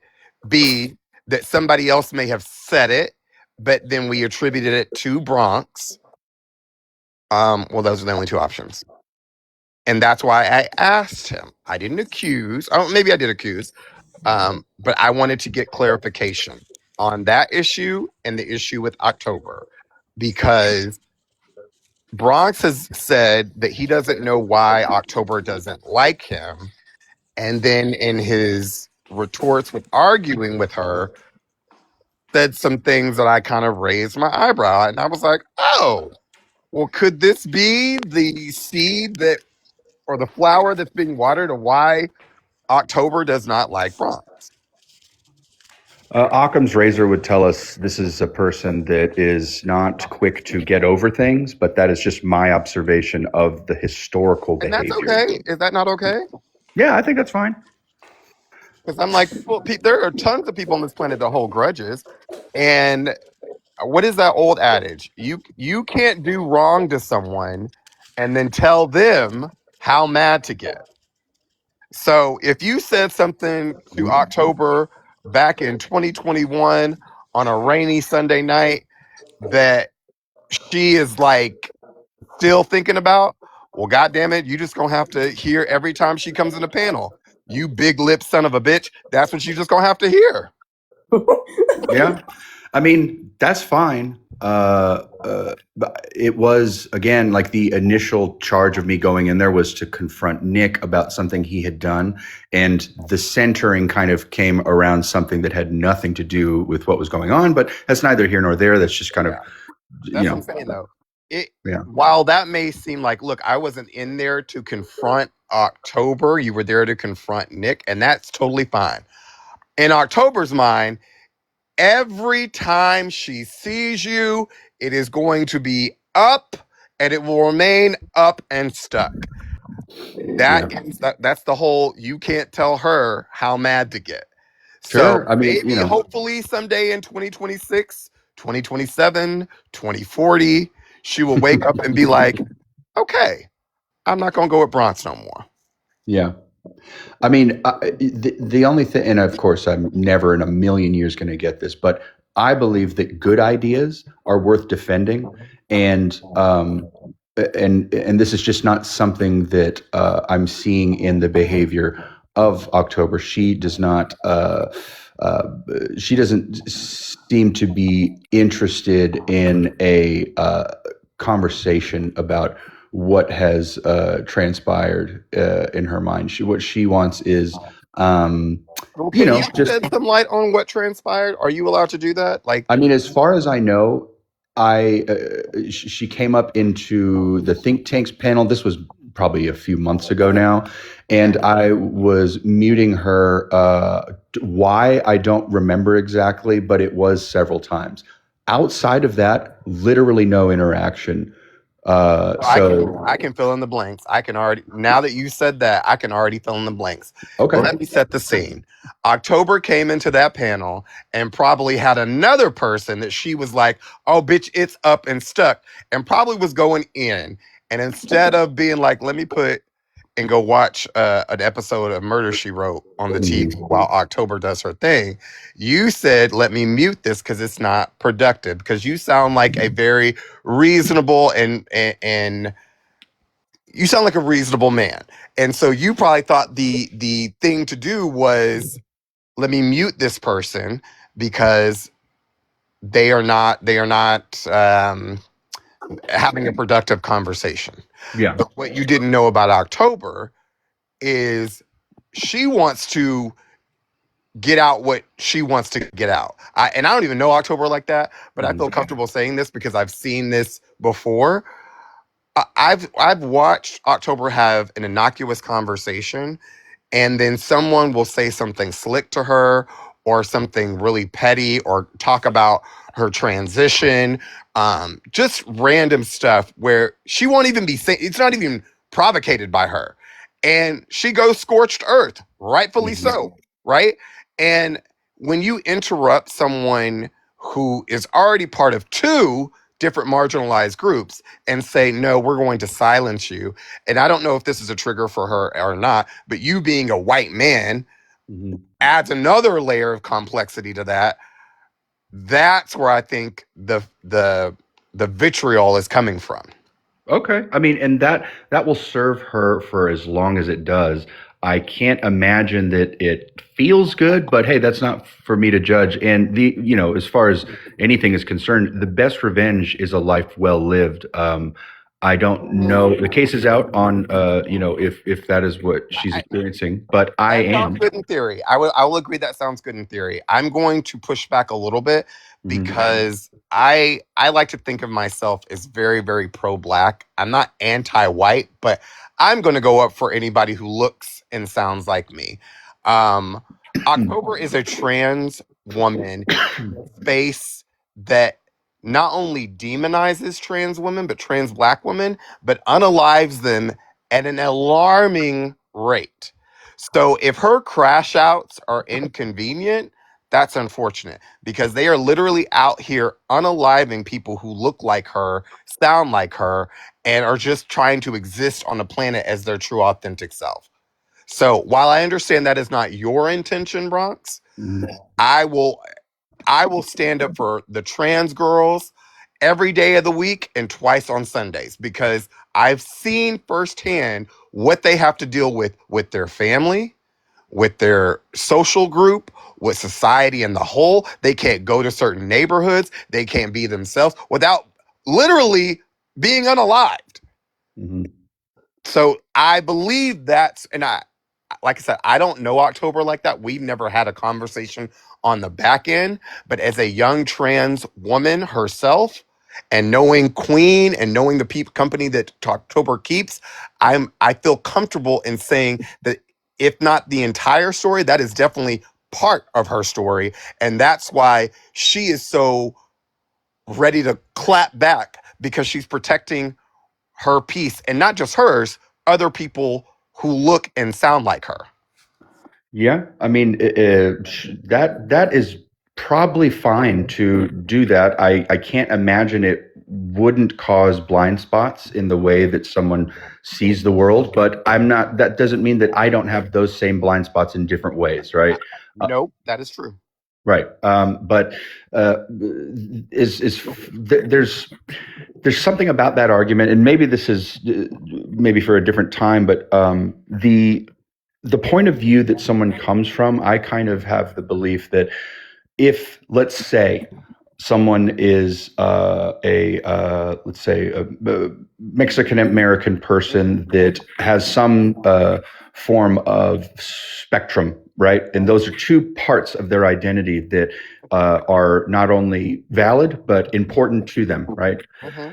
If that's the case, that if I say, as a Mexican American with autism, that is the only place that I can come from. And even more specifically, my specific, as my own person, me, Bronx, right? If I was that, hypothetically, that is the only point of view that I can come from. That's to say that when people, people can circumstantially decide if I'm the main character in their story or if I'm a background character, like my relationship to how society has been created or formed or how it is perpetuated. These are kind of circumstantial things that I think sometimes work against the people that use them. That's not to say that what they feel is invalid. I'm not trying to say that. I'm just saying that there may be, like this, I always, like you said earlier, I always, kind of stand up for Black people. You're not necessarily anti-white, but you are a proponent of of Black people, right? Yes, absolutely. That by doing that, it also creates these distortions in, I think, people's and not just yours, but in every. If I just, let's say that I was like, oh well, I am part Panamanian and I always ride for Panamanian people, that immediately creates a distortion in my worldview that I would want to look out for. But I don't know. I can't. It's hard to see those things outside of who you are, because you're only you, right? So it's an interesting thing. I think you're ignoring the nuance that there's consequences. The consequences are different for different folks, right? Black people are pro-Black for outside of identity, but for survival, Mm-hmm. right? Being pro-white doesn't keep you safe at night, right? You don't have an outside threatening legislation to take away something that you feel like belongs to you. You don't have to worry about whether or not your voting rights are going to be interrupted as a white man. You don't have to worry about, not getting a job because you're a white man. You simply, like, society has been built around you, people who look like you, rightfully or wrongfully, whether you agree with it, whether you don't, whether you're trying to fight against it. Society is built for white men. Everybody else falls in the line of hierarchy after that. I would believe after white men come white women, and then so on and so forth, with Black women, Black men, Native Americans at the bottom of that totem pole. So when I have a pro-Black stance, that is for our survival. That is knowing that the system is innately built to shut people who look like me out of spaces that you would be welcomed into, on the sheer notion that you're a white man. right? Mm-hmm. And you don't even have to go far to notice that. There is a Right. video that I recently saw of a black man. He is flying, I don't know what airline, but they're part of the One World Alliance, which is American Airlines. He was flying first class. The security guard, they were doing the plane on, do you know what did they call it? When the plane's on the tarmac, it's not on a jet bridge. It was the stairs, a remote stand. They were Mm-hmm. boarding the plane on a remote stand. The plane was a wide body aircraft, and so they had stairs in the front of the aircraft and stairs at the back of the aircraft, which stairs in the front is going to be your first and business class and premium economy. Stairs in the back is everything else, coach in the back of the plane. The African American man had a first class ticket. He tries to board the aircraft. He's stopped by the first security guard and then the second security guard. He then boards the aircraft after they've checked his ticket. He boards the aircraft. He meets the purser of the aircraft, which is the main flight attendant, and the number one flight attendant, which is the secondary flight attendant who works the galley of first class. Not only are they checking his ticket, they checked the manifest of the flight to make sure this man belongs in first class. So that type of, and it's unconscious, right? It's Mm-hmm. like programmed into the brains of people. So when we talk about, being pro-Panamanian and those ethnicities, yes, those things can happen. Those things are valid. I get it. You can be proud, but they don't have the same consequence as someone being pro-Black or even pro-Asian Yeah. or any other marginalized group, because there is a innate understood threat any given time of day against your survival. Right. I have a question that it's important when I ask this. It is not me driving towards a point that I have not yet claimed. I'm not. This is not like a debate thing. I'm truly just asking this question to see what you think.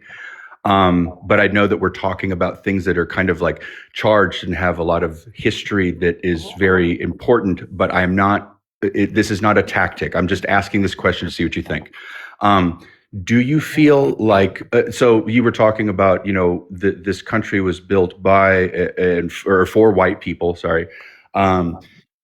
So do you think that nuance that you were speaking about that I was kind of not addressing when I was the first kind of thing I was talking about, do you think that same nuance is applied to, say, like the gradation in which white people, not at scale, but or maybe at scale, but interpersonally, are are reaping the fruits of, right? That's to say, like, let's say some people who were born into generational wealth and, like, my grandfather invented salt, and so they're just never going to have to worry about money. That person is effectively starting right next to the finish line in the race of life, right? Yes. But then there are people that are given one step from the beginning line of a race. What do you feel about the importance of factoring in that gradation? Is it important? Are you talking about within the white community specifically? Yeah, like as a Black person, in your personal opinion, do you find it important that there are gradations of that same thing? I don't know if it's the same thing, but I feel like they're kind of in the same ballpark. So let me repeat. What are you're referring to? I think we're talking about white. Oh my God, what am I? I just went blank for a minute. Oh my gosh, what is it called? I just went blank. Where white people get the benefit of the doubt. Somebody in the chat. White privilege. Thank you. Oh my goodness. So you're talking about white privilege. Is that what you're talking about? Sure. Yeah. We can call it that. So Yeah. I think white people think privilege means wealth. And that has nothing to do with the privilege that Black folks are talking about. Yes, Okay. I understand there are poor white people. It will do, for your example, there are white people that were born toward the finish line of life. The Hiltons, the Kennedys, the Vanderbilts. Yes, they have made it. They have won the game of Monopoly. And I shouldn't have used the money example, but continue your thought. I'm sorry. Yeah. What I think a lot of Black scholars have pointed out is that white privilege is the ability to go through life giving the benefit of the doubt. Going back to my example of the man who was boarding the plane in first class, had that been a white T man, that experience, I would say 99.9% probably would not have happened. It's the things you take for granted. It's you being able to go into a store and not be followed. It's giving you a home loan when you go into the bank, even if your credit is, let's say because they've done this. This is not just hyperbole. This has actually happened. YT families have gone into banks over the course of decades with credit scores in the 600, mid 600s and low 600s and been giving a home loan, while African American people have gone in there with 680 and 720 credit scores and been denied the same home loan for even less money. Yeah. Class action suit against Navy Federal Credit Union. But that's still a happening. recent memory. That's been going on for years. Not to mention when we had all the different incentives for military, your GI Bill, loans and such. Those weren't offered to African Americans and Black folks when they were in their inception. Yeah. So that's how generational. Our degree of difficulty is totally different than y'all degree of difficulty. For sure. And you wouldn't know that as a white person because it's not your problem to know it, right? You don't, when you get these home loans, when you get these GI Bills, when you get to go in the country club, when you get not followed in a store, when you get the benefit of the doubt that you belong in a space that maybe you don't even belong to, those is what we're talking about, the privilege of being white. Okay. So then I think I have a personal story that details exactly what you're trying to describe, if it's okay if I share it. Yeah, go ahead. So like that's akin to like the fact that I like, although I have white privilege, that didn't stop me from being homeless when I was. Correct. Right. But where my white privilege came into play was at a certain point in my life, certain involvement that I had with various gang activity. Like my role was essentially being the white guy in the car to make the car seem less suspicious in case we were getting pulled over when we had to do certain drop-offs. Like that would be, and that they felt that they were less likely to get pulled over, and we were less likely to be pulled over. I would be the one to talk to the cops first, and any time that we were pulled over and I talked to the cops, the car was not searched. Like that's an example of my white privilege. Section that I'd like to address. It's like, although like I'm not immune to being, I wasn't immune to being like reaching my financial struggles and having my own personal struggles, but you know, we were given the benefit of the doubt because you had a white boy in the car. And as I said before, a lot of white people think that success and wealth means that that means white privilege. Like the comment says, then explain all the successful Black people. Does anybody know who, I think his name is Robert Gates. Does anybody know who that is? He's the guy who tells these celebrities who they're related to. He's a Black guy, professor, I think. Yeah. Okay. So a couple of years ago, Robert Gates, I think he's a Harvard graduate. He has accolades out the ass. He was attempting to get into his house. I think he locked himself out. He was trying to get into his house. The police were called. He tried explaining to them that this is his house and that he owned it, and he locked himself out, and they put him in handcuffs. A couple of years ago, no, not even a couple of years ago, about 10, 15 years ago, this is when I lived in Dallas, a Dallas Cowboys, I think he was a retired player, or maybe he was a current player. His wife's mother, so his mother-in-law, was taking her last breath at Baylor Hospital. So he is speeding. Typically back in the day, when a police officer is putting the lights on and you're communicating them, because this happens all the time. Hey, we're trying to get to the hospital. The police usually give you the courtesy of doing a police escort so that you can get, for whether it be the birth of a child, the emergency to get somebody to the hospital, or the death of a loved one. Instead of that, the wife rushed upstairs to go be with her mother. The police officer detained and arrested the football player. These are examples that happen in real life. No matter these are all successful black people, right? The trope of white America is to say, oh, if black people would just be, get their education, if they would just talk this way, if they would just dress this way, if they were just part of this particular group, if they would just everything that we have done as black people to assimilate to white culture still does not negate the fact that we are still targets. Yeah. That rephrase my question because I am interested. Absolutely.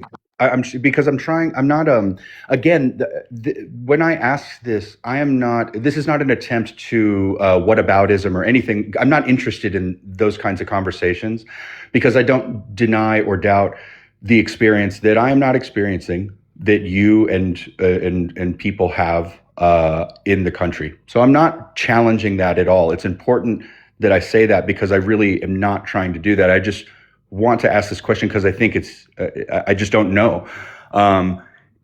Whatever you want to ascribe to white privilege, which is the benefit of the doubt, the credit score, the things that you kind of however you want to perceive that, right? Is it important to factor that in the gradation that I was trying to make with people's with white privilege, with someone's proximity to white privilege. If it is not important or impossible to quantify or not helpful, why is it not? I'm trying to understand your question. Can you? I'm sorry. I'm so bad at posing questions. I'm trying to say that not like the analogy of starting right next to the finish line, right? Okay. There are many white people, as far as their white privilege is concerned, say, like a senator. I almost don't want to give it an example because I don't want to misrepresent where you're coming from. Okay. But there are certain people that are receiving the fruits of that privilege more than other in the white community as far as white privilege is concerned. Or is it a dichotomy? It's either it's on and the water's flowing and it's off. I guess maybe we should define what that is. Like, how do you see? So I think I know where you're going with this. Let me answer it and you tell me. I'm trying. Yeah. So are you talking about classism in conjunction with racism and white privilege? Maybe that's what I'm asking. That's another topic of conversation. So the theory is that white people in power use marketing to create a boogeyman of sorts for lower middle class to poor whites to make a scapegoat while they rob people blind. That is, and it's been effective. I mean, it's part of the Southern strategy.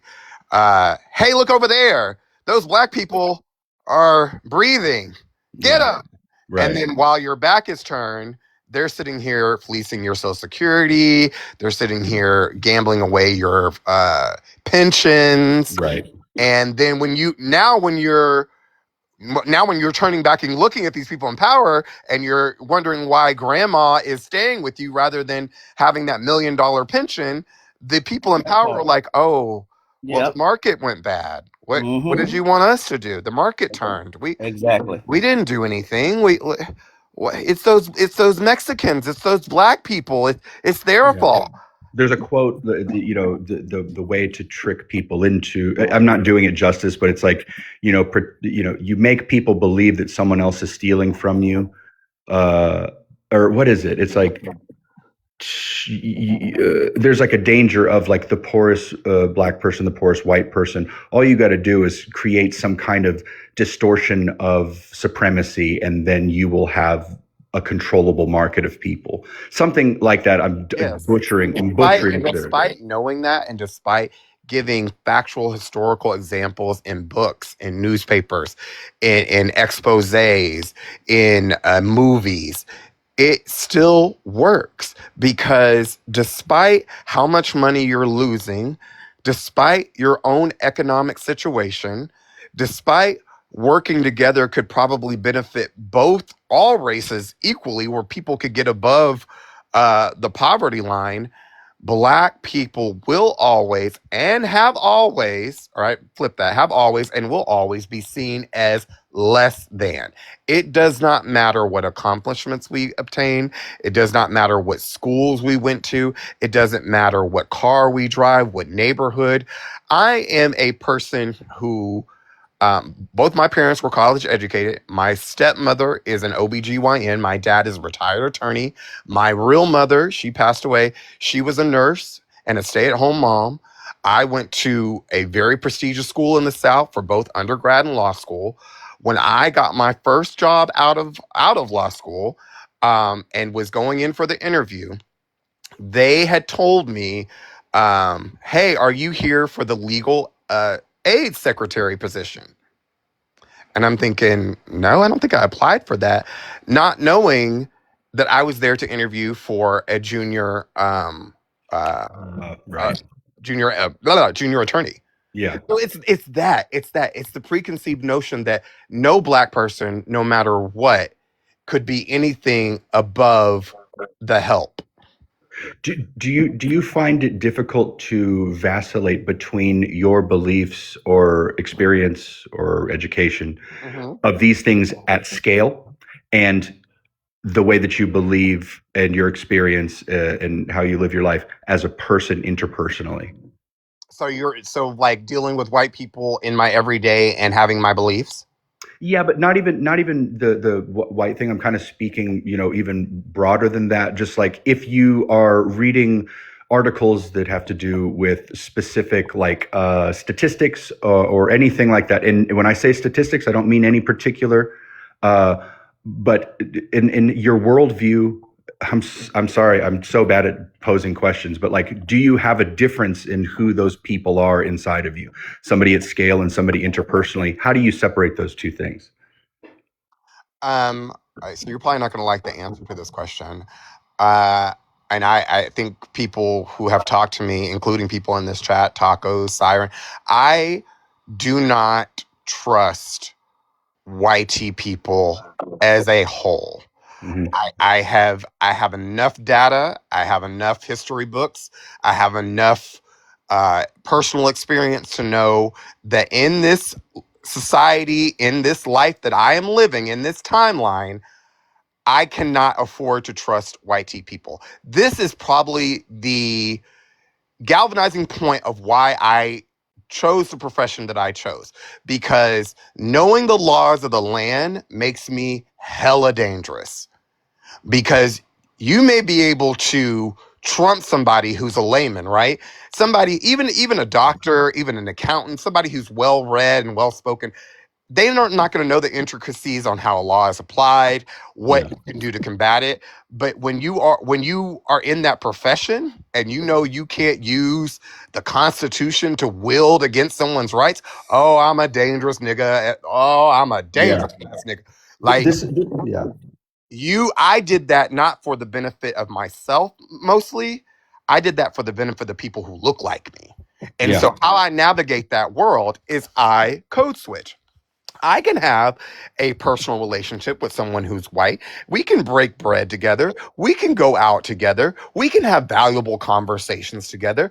I may even have you over at my house for tea and crumpets. But I know at the end of the day, if it was a choice between my well-being and the well-being of your whiteness, I know I'm going to lose every fucking time. And I realize that. That's not a slight to me personally. It's one of those, it's not personal, it's business.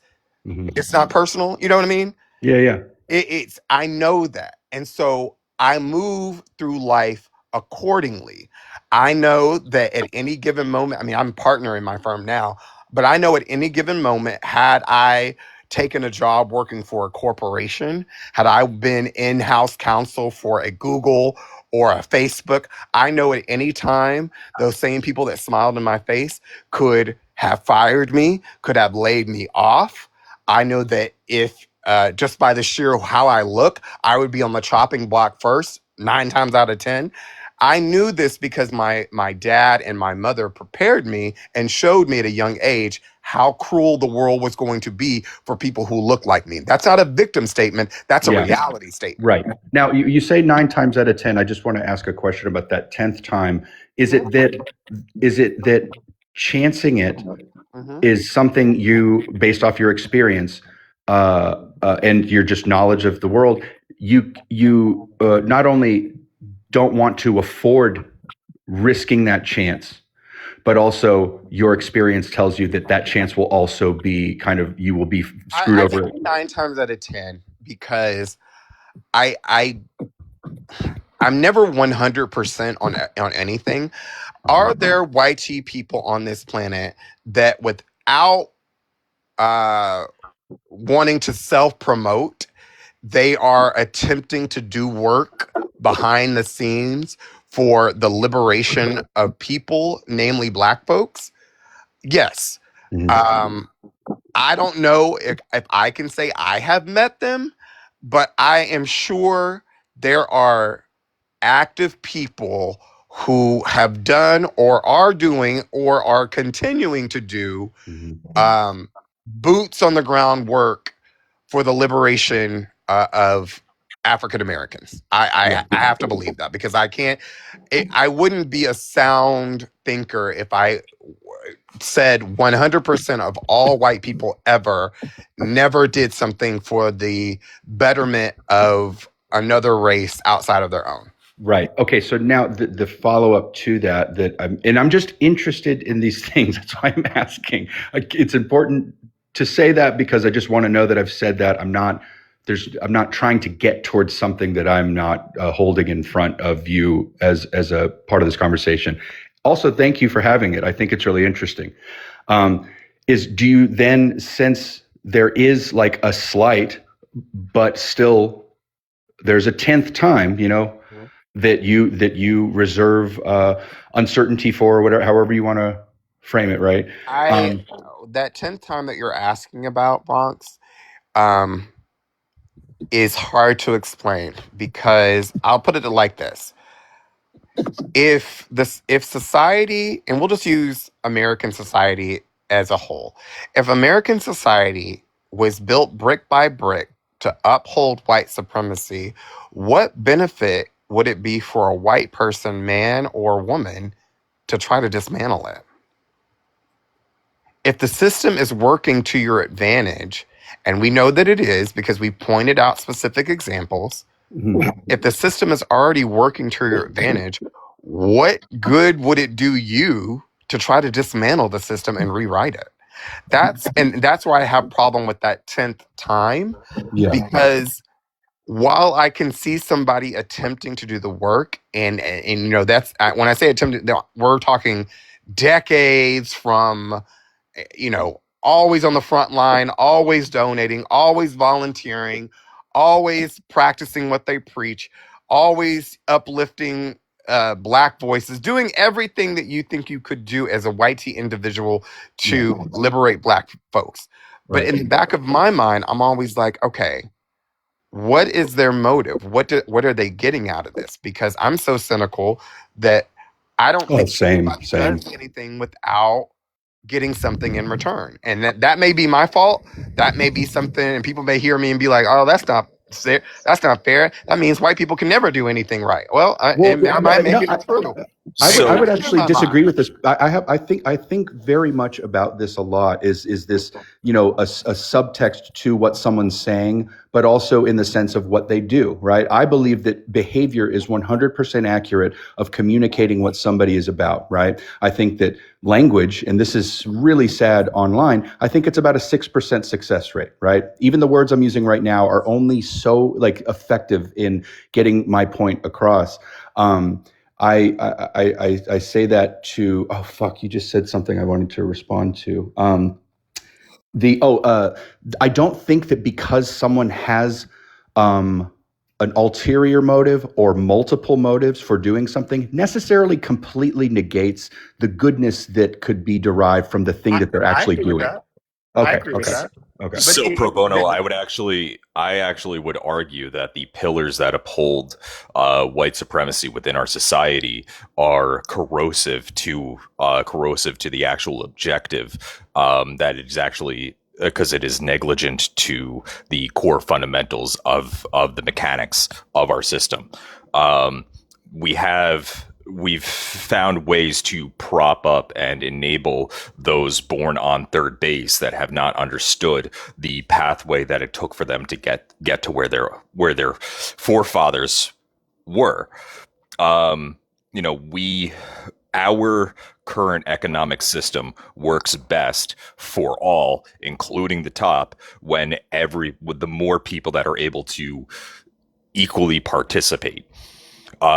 And by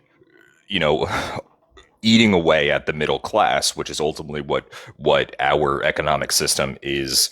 Our economic system thrives on the middle class, and we are trying to keep more and more people into poverty, predominantly people of color in society, and many principles that keep people of color in lower class fighting through the middle class. You have less people participating in the system in an equitable way, which ultimately is a detriment to the people at the top. Does that make sense what I said? Yeah, I would agree with that. That goes back to kind of what LBJ said when he was.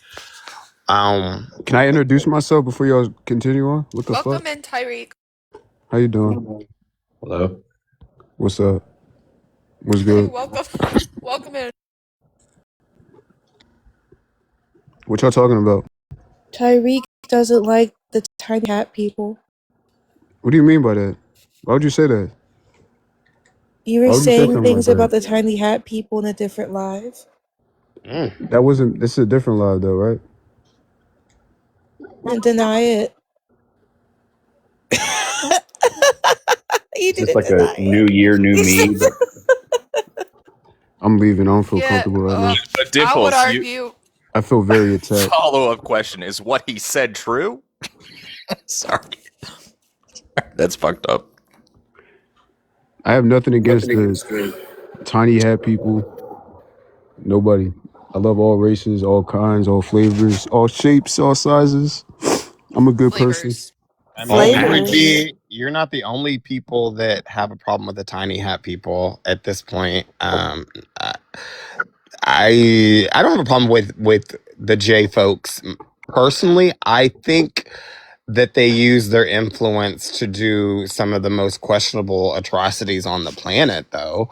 And at the end of the day, I feel like the J people are still white, and they're going to do what white people do at the end of the day, and that's Fuck shit imperialism. up.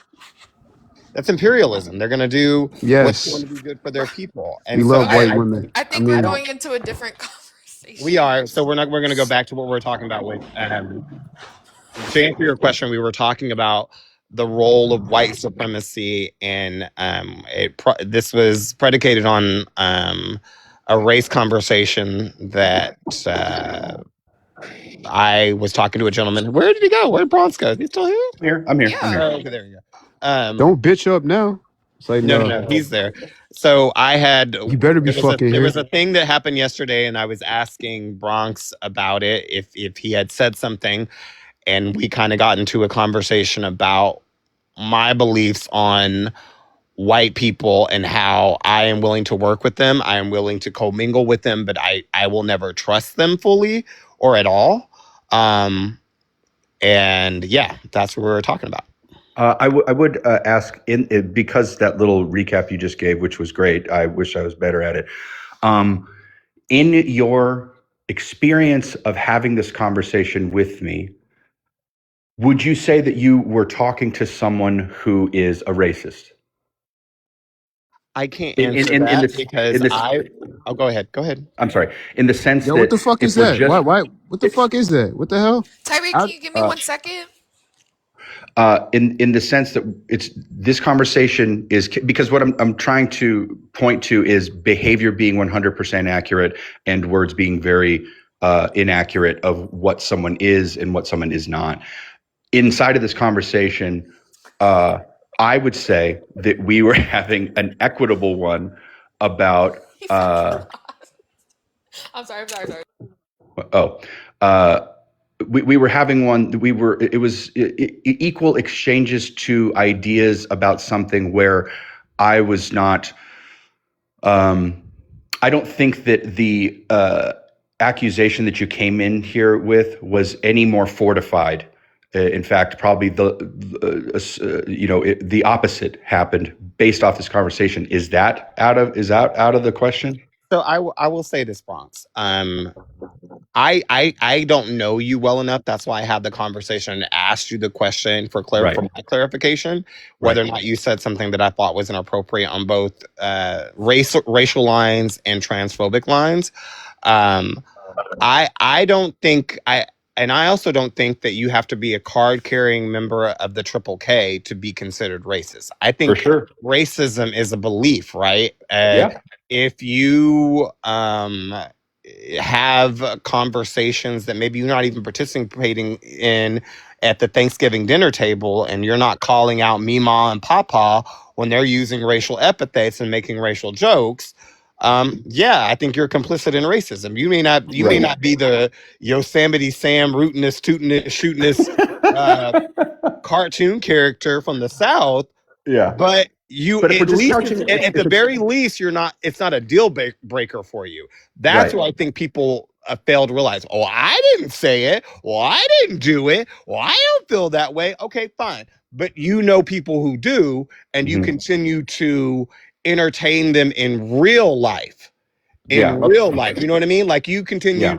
would put your kids around them. You continue to break bread. You continue to listen to these stories of how they called their neighbor the N-word, or how they did this to a Hispanic person, which Hispanic is an ethnicity, not a race, but how they don't like Asians, or how they think women should do this, or how they want to unalive gay. You continue to be in these spaces, and because it's familiar to you and it's comfortable and it reminds you of home, regardless of the fact you may not share those same beliefs, it's not a deal breaker for you. For me, it's a deal breaker. You come in my home and you disrespect me or my partner on any gay, racial, you do that in real life, you might find me on the first 48 in a future Right. episode. And this is how you would answer the question of couched inside of this, just the distillation of just this conversation. That's your response to that too?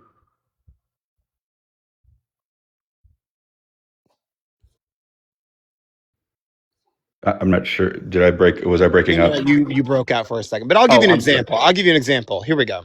So there are people in marginalized ethnicities, people like Haifa, for instance, right? Haifa uses her proximity to whiteness to feel accepted. She understands the dynamic. She understands that as a Middle Eastern woman, a person of color, that her proximity to whiteness is going to allow for her survival, right? That's why she comes on this app and feels like trolling and saying racial epithets against blacks, against gays. It's not going to warrant any punishment because she's uplifting the same white people that she goes into panels with, who she feels like they have a parasocial relationship, and that she feels accepted, right? But those same white tea people that she calls quote unquote friends, some of them sharing some extremist views, because they are kind to her on this app, she probably be one of those people that would translate that to real life and then wonder why they would call her a sand N-word. Wonder why they would call her a camel humper. Wonder why they would threaten to physical violence against her family and actually participate into it. Not just lip service, actually would do it. I don't know if that's exactly the motivations behind Haifa. I think it is quietly more simple that she is not I don't think that Haifa is sincere in the demeanor that she. I think she's absolutely sincere because I think in real life, had somebody come up to her mother or her sister or her grandmother where she was not there and was to attack them for being Iranian or attack them for being Muslim, I think Haifa would have a different response in real life to that kind of energy being lauded onto her own family member. I would guarantee my paycheck that she would be like, oh my God, grandmother, oh my God, mother, I'm so sorry that happened. Who did this to you? Why did they do this? Yes, I 100% agree that she would have a different perspective. And she would be like, that's racist. That's xenophobic. That's not fair. That person should be prosecuted. Yeah, but I do think that what she does on the internet is strictly because she thinks it's funny to be the most horrible person she could possibly be. Like that's her shtick, that's her gimmick, is that she's actively trying to be horrible as a shtick. And I don't think it is a reflective of how she is in real life or her actual And Haifa, views. you came into a live, just for respect, and if you're not Iranian, Haifa, in this serious conversation, hold on. If you are not Iranian, that is my mistake. I could have sworn a couple of days ago you referenced you being from Iran. Maybe it was Iraq. She's Iraq. Maybe it was Iraq. I apologize. Iraq.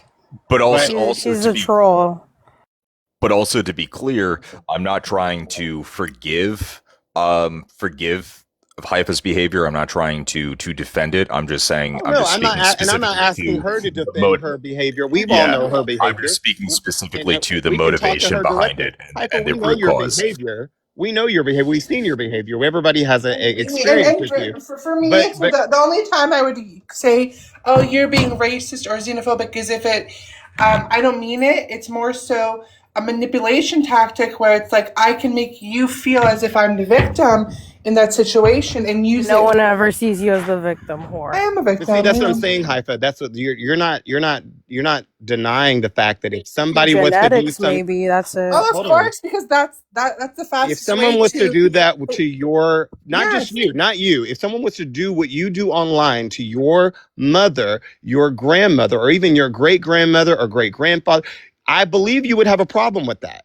Am I? Maybe you wouldn't, but of course. So okay. So the sheer fact that you could admit you would have a problem with someone doing that to you, knowing that you're part of a marginalized community in this country, leads me to believe that you do actually believe the things that you say online. Because if you didn't, she does.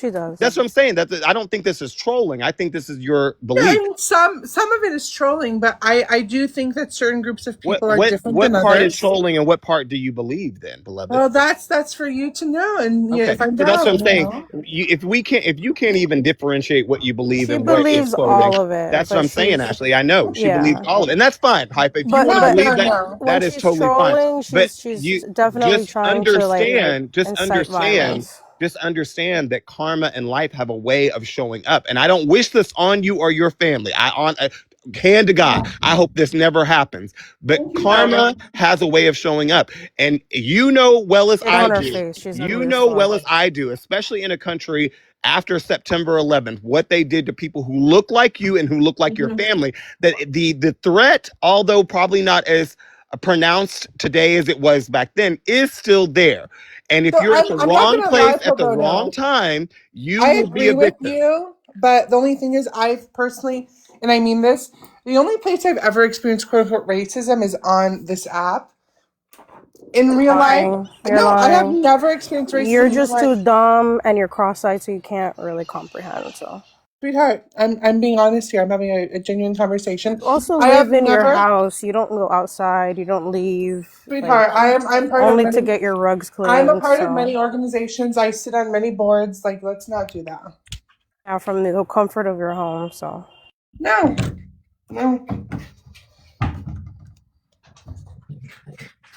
Baby, you're hungry? Talk to your cats, because that's all who's in your life. It's a dog, actually. And he eats on China.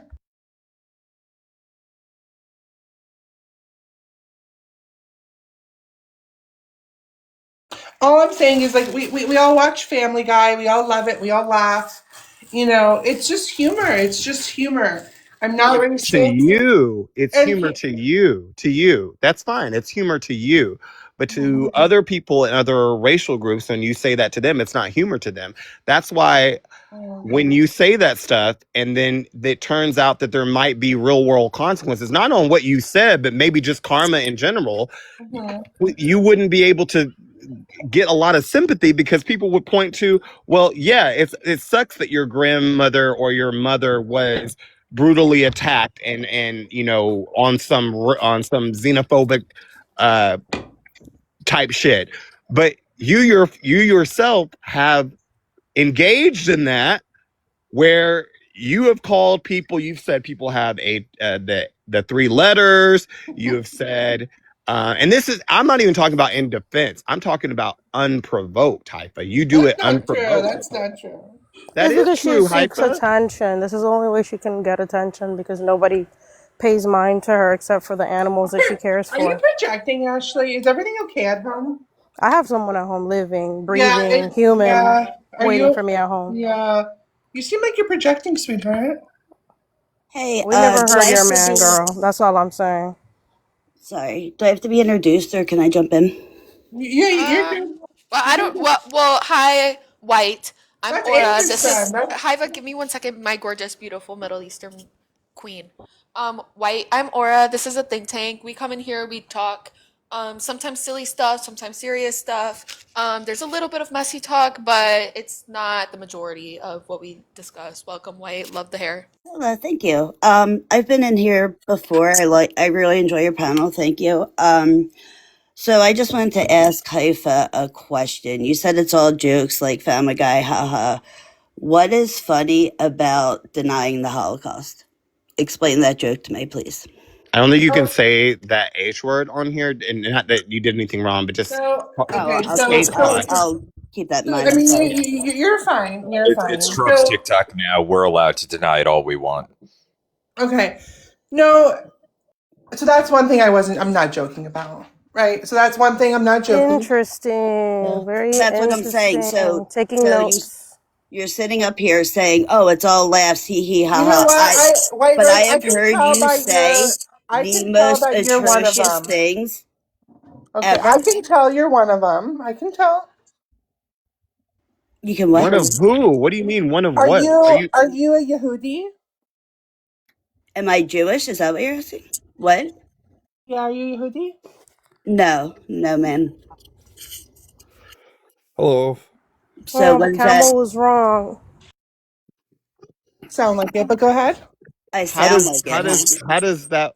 Can you give us a? What So does that sound like? fucking That ignorant. that nerdy that nerdy geeky tone is associated with that. But Oh, go it's ahead, White. Go ahead, no, White. my voice sounds like that because I smoke cigarettes. That's all. Oh, okay, okay. Yeah. So you're good. Then we have nothing. Okay, yeah. So what if I do? One of them. Wow. So even in this conversation, you can't Haifa's an relinquish idiot, pro your bono. xenophobia or racism, Haifa. It's not racism. If xenophobia or racism, you can't relinquish that at all.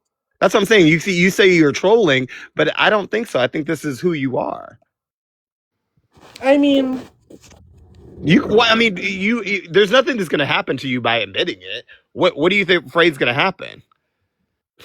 I'm not afraid of anything happening Okay, because of so what I said. can you admit this is who you are? You're not Well, trolling. This is I'm not racist, so I can't admit something I'm not. how I can have you You're a not? heard you bigot. say and like What co-sign the most egregious shit on Robert Duran's live. Like I've sat in there and Well, that's listened to why you. they're besties. Like, hello. so hyper? What do you consider being racist? What is that definition to you? If I sat here and called you the hard ER But you and have said called people the hard ER before. Absolutely, you have. that's not true. I haven't said the word. I Yes, you just have. Yes, you no have. no. Then Right? So everybody is mistaken. We're all And you lying. also say you're 25% black, and that's why you could say Yeah. it. pull up the video of me saying it. 'Cause No, I've you're never not said it. important. You're not I've important. never Okay. said it.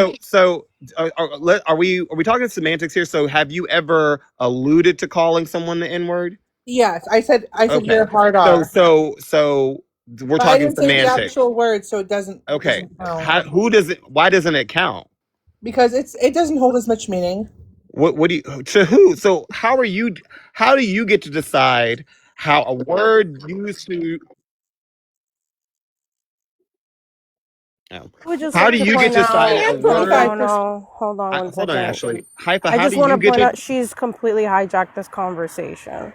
Like you were actually having a productive, in my opinion, intellectual conversation, and here it comes, carpet bitch, to throw everything off. Like I would much rather go back to whatever you guys were talking about than what she's I'm doing fine right either now. way. I'm fine either Because way. I I'm feel just, like this is what she wants. This is what she wants. She wants to derail and prevent people from having intellectual conversations that actually matter. I mean, You guys I are talking about personally think calling that people if there's a names, but horrible then thing you to be just go said and on the call her internet, carpet it has bitch. come out of Haifa's mouth. Like, I have no reason to believe that if Haifa's being accused of saying something fucking terrible, that she How didn't do you say get it. Like, away from I'm these going to terrible default words? to You assuming just that she said laugh it. at them. You take the meaning away from these words, and nobody will fucking say them again. It's the same thing Morgan Freeman said. Sir, the clan meeting is at 3 p.m. Right, like no one. You Ashley, don't. We don't shut even know up. who you are. You came up You interjecting. just called Haifa carpet bitch. I didn't call her that. And a clan meeting. I did, and I'll do it Clan again. meeting. I think I'm a little too dark to be in the clan meeting. I'm Spanish. Then maybe That's you should still go to white, maybe the sir. Proud Boys meeting then? Like what? Like just because Why, you're bro? Don't you Spanish have is a like a liberal nationality or arts ethnicity. degree to go fucking do and waste your life with? What? What'd you say? What? I'll say this. I am no threat to It anyone, wasn't and 6,000,000. It think was people know that I am. 271,000. I Red am not a Cross numbers threat. don't lie. Even if I do have racist tendencies, right, with what I say, I have never harmed anyone with what I've said. Because you know what? There's real racists out there that you guys should go Wait after. a minute. You've People. never harmed anybody with what you said. How are you able to say that when Dimple Zero is a wouldn't your backflip. victims need to be able to account for that? Thank you on Backflip off birthday. this Oh my dick. god. See, even calling them victims is a play on words. Right? It's They're not a not play on victims. words. They're You not said a victims. racist thing toward a person. They are the victim of those racist words. Not a play on words. It's exactly what it is. Don't try to sound intellectual, please. You said it. You said it to a person. You that was meant Yeah, to but victimize them. you put them in this victim like they're not victims. Like, Then why would you use the word if you weren't trying to insult them, making them victims? no, If you no, weren't trying no. to insult Verbal. them, if you weren't, then you could have called them anything in the book. You It could have doesn't called them count if it's verbal. assholes. It You doesn't could have count if called it's them verbal. dumb. You could have called them smelly. There are so many other adjectives out there that you could have chosen, but you chose to do it on a racist line because it was intentional to inflict pain. Hyper, we're not stupid. You're not stupid. I'll also say that you're very tame when you don't have your racist friends around to back you up. Just saying. So okay, so you think I'm Because tame? she enjoys the proximity to these white supremacists So because it makes Part. her feel Victim validated. They mentality. talk about how they think she's pretty, they want to fuck her, they think that they what like to the have her hell? around. What the hell are you talking about? What do you mean? What am I talking about? You're You mad don't get because you don't compliments get in the these spaces. same You don't get treatment. compliment. Do you want our attention, sir? Do we need to stop and talk to you? Because Sounds you like you're came up here, Johnny come sounds lately, like you're interjecting sad. yourself into Sounds a like you're a conversation that little has nothing to do. jealous of So we're all gonna Haifa. stop. We're all gonna stop, and we're gonna pay attention to you. Go Sounds ahead. like you're jealous of Haifa. I would literally pay to not be Haifa, so I'm not jealous of her. Well, I mean, Like, you're But like a you know dirty what's white okay? crackhead. Sure. Like, let's not go there. Okay. Okay. Okay. Like yeah, you're literally like you're like the low of the low trailer trash white. Like, don't come yeah, for I'm me. bottom of the barrel. That's Yeah, fine. you are. You know You have what's colored actually hair funny and about Haifa? That when she goes into these racist spaces, especially the white tea men, like you said, they all hit on her. And what you know white what's so people? funny?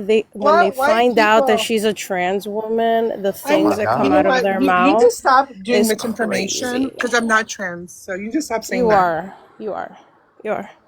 And that's why, No, and I think that's why you're I've the way that you I've are this literally bigoted shown because I've you're afraid literally to shown be photos. yourself. I've Of literally what? shown photos of me when I was younger. Like, let's not go there. Your sister doesn't count. And I'm not and you just called me a crackhead, and I'm not one, so I don't I want to mean, hear it. it's kind of giving a little bit. It's not though, so. You look like Wait, it. Dimples. What the fuck? Why Your do sister you have a picture. Dimples. What the hell?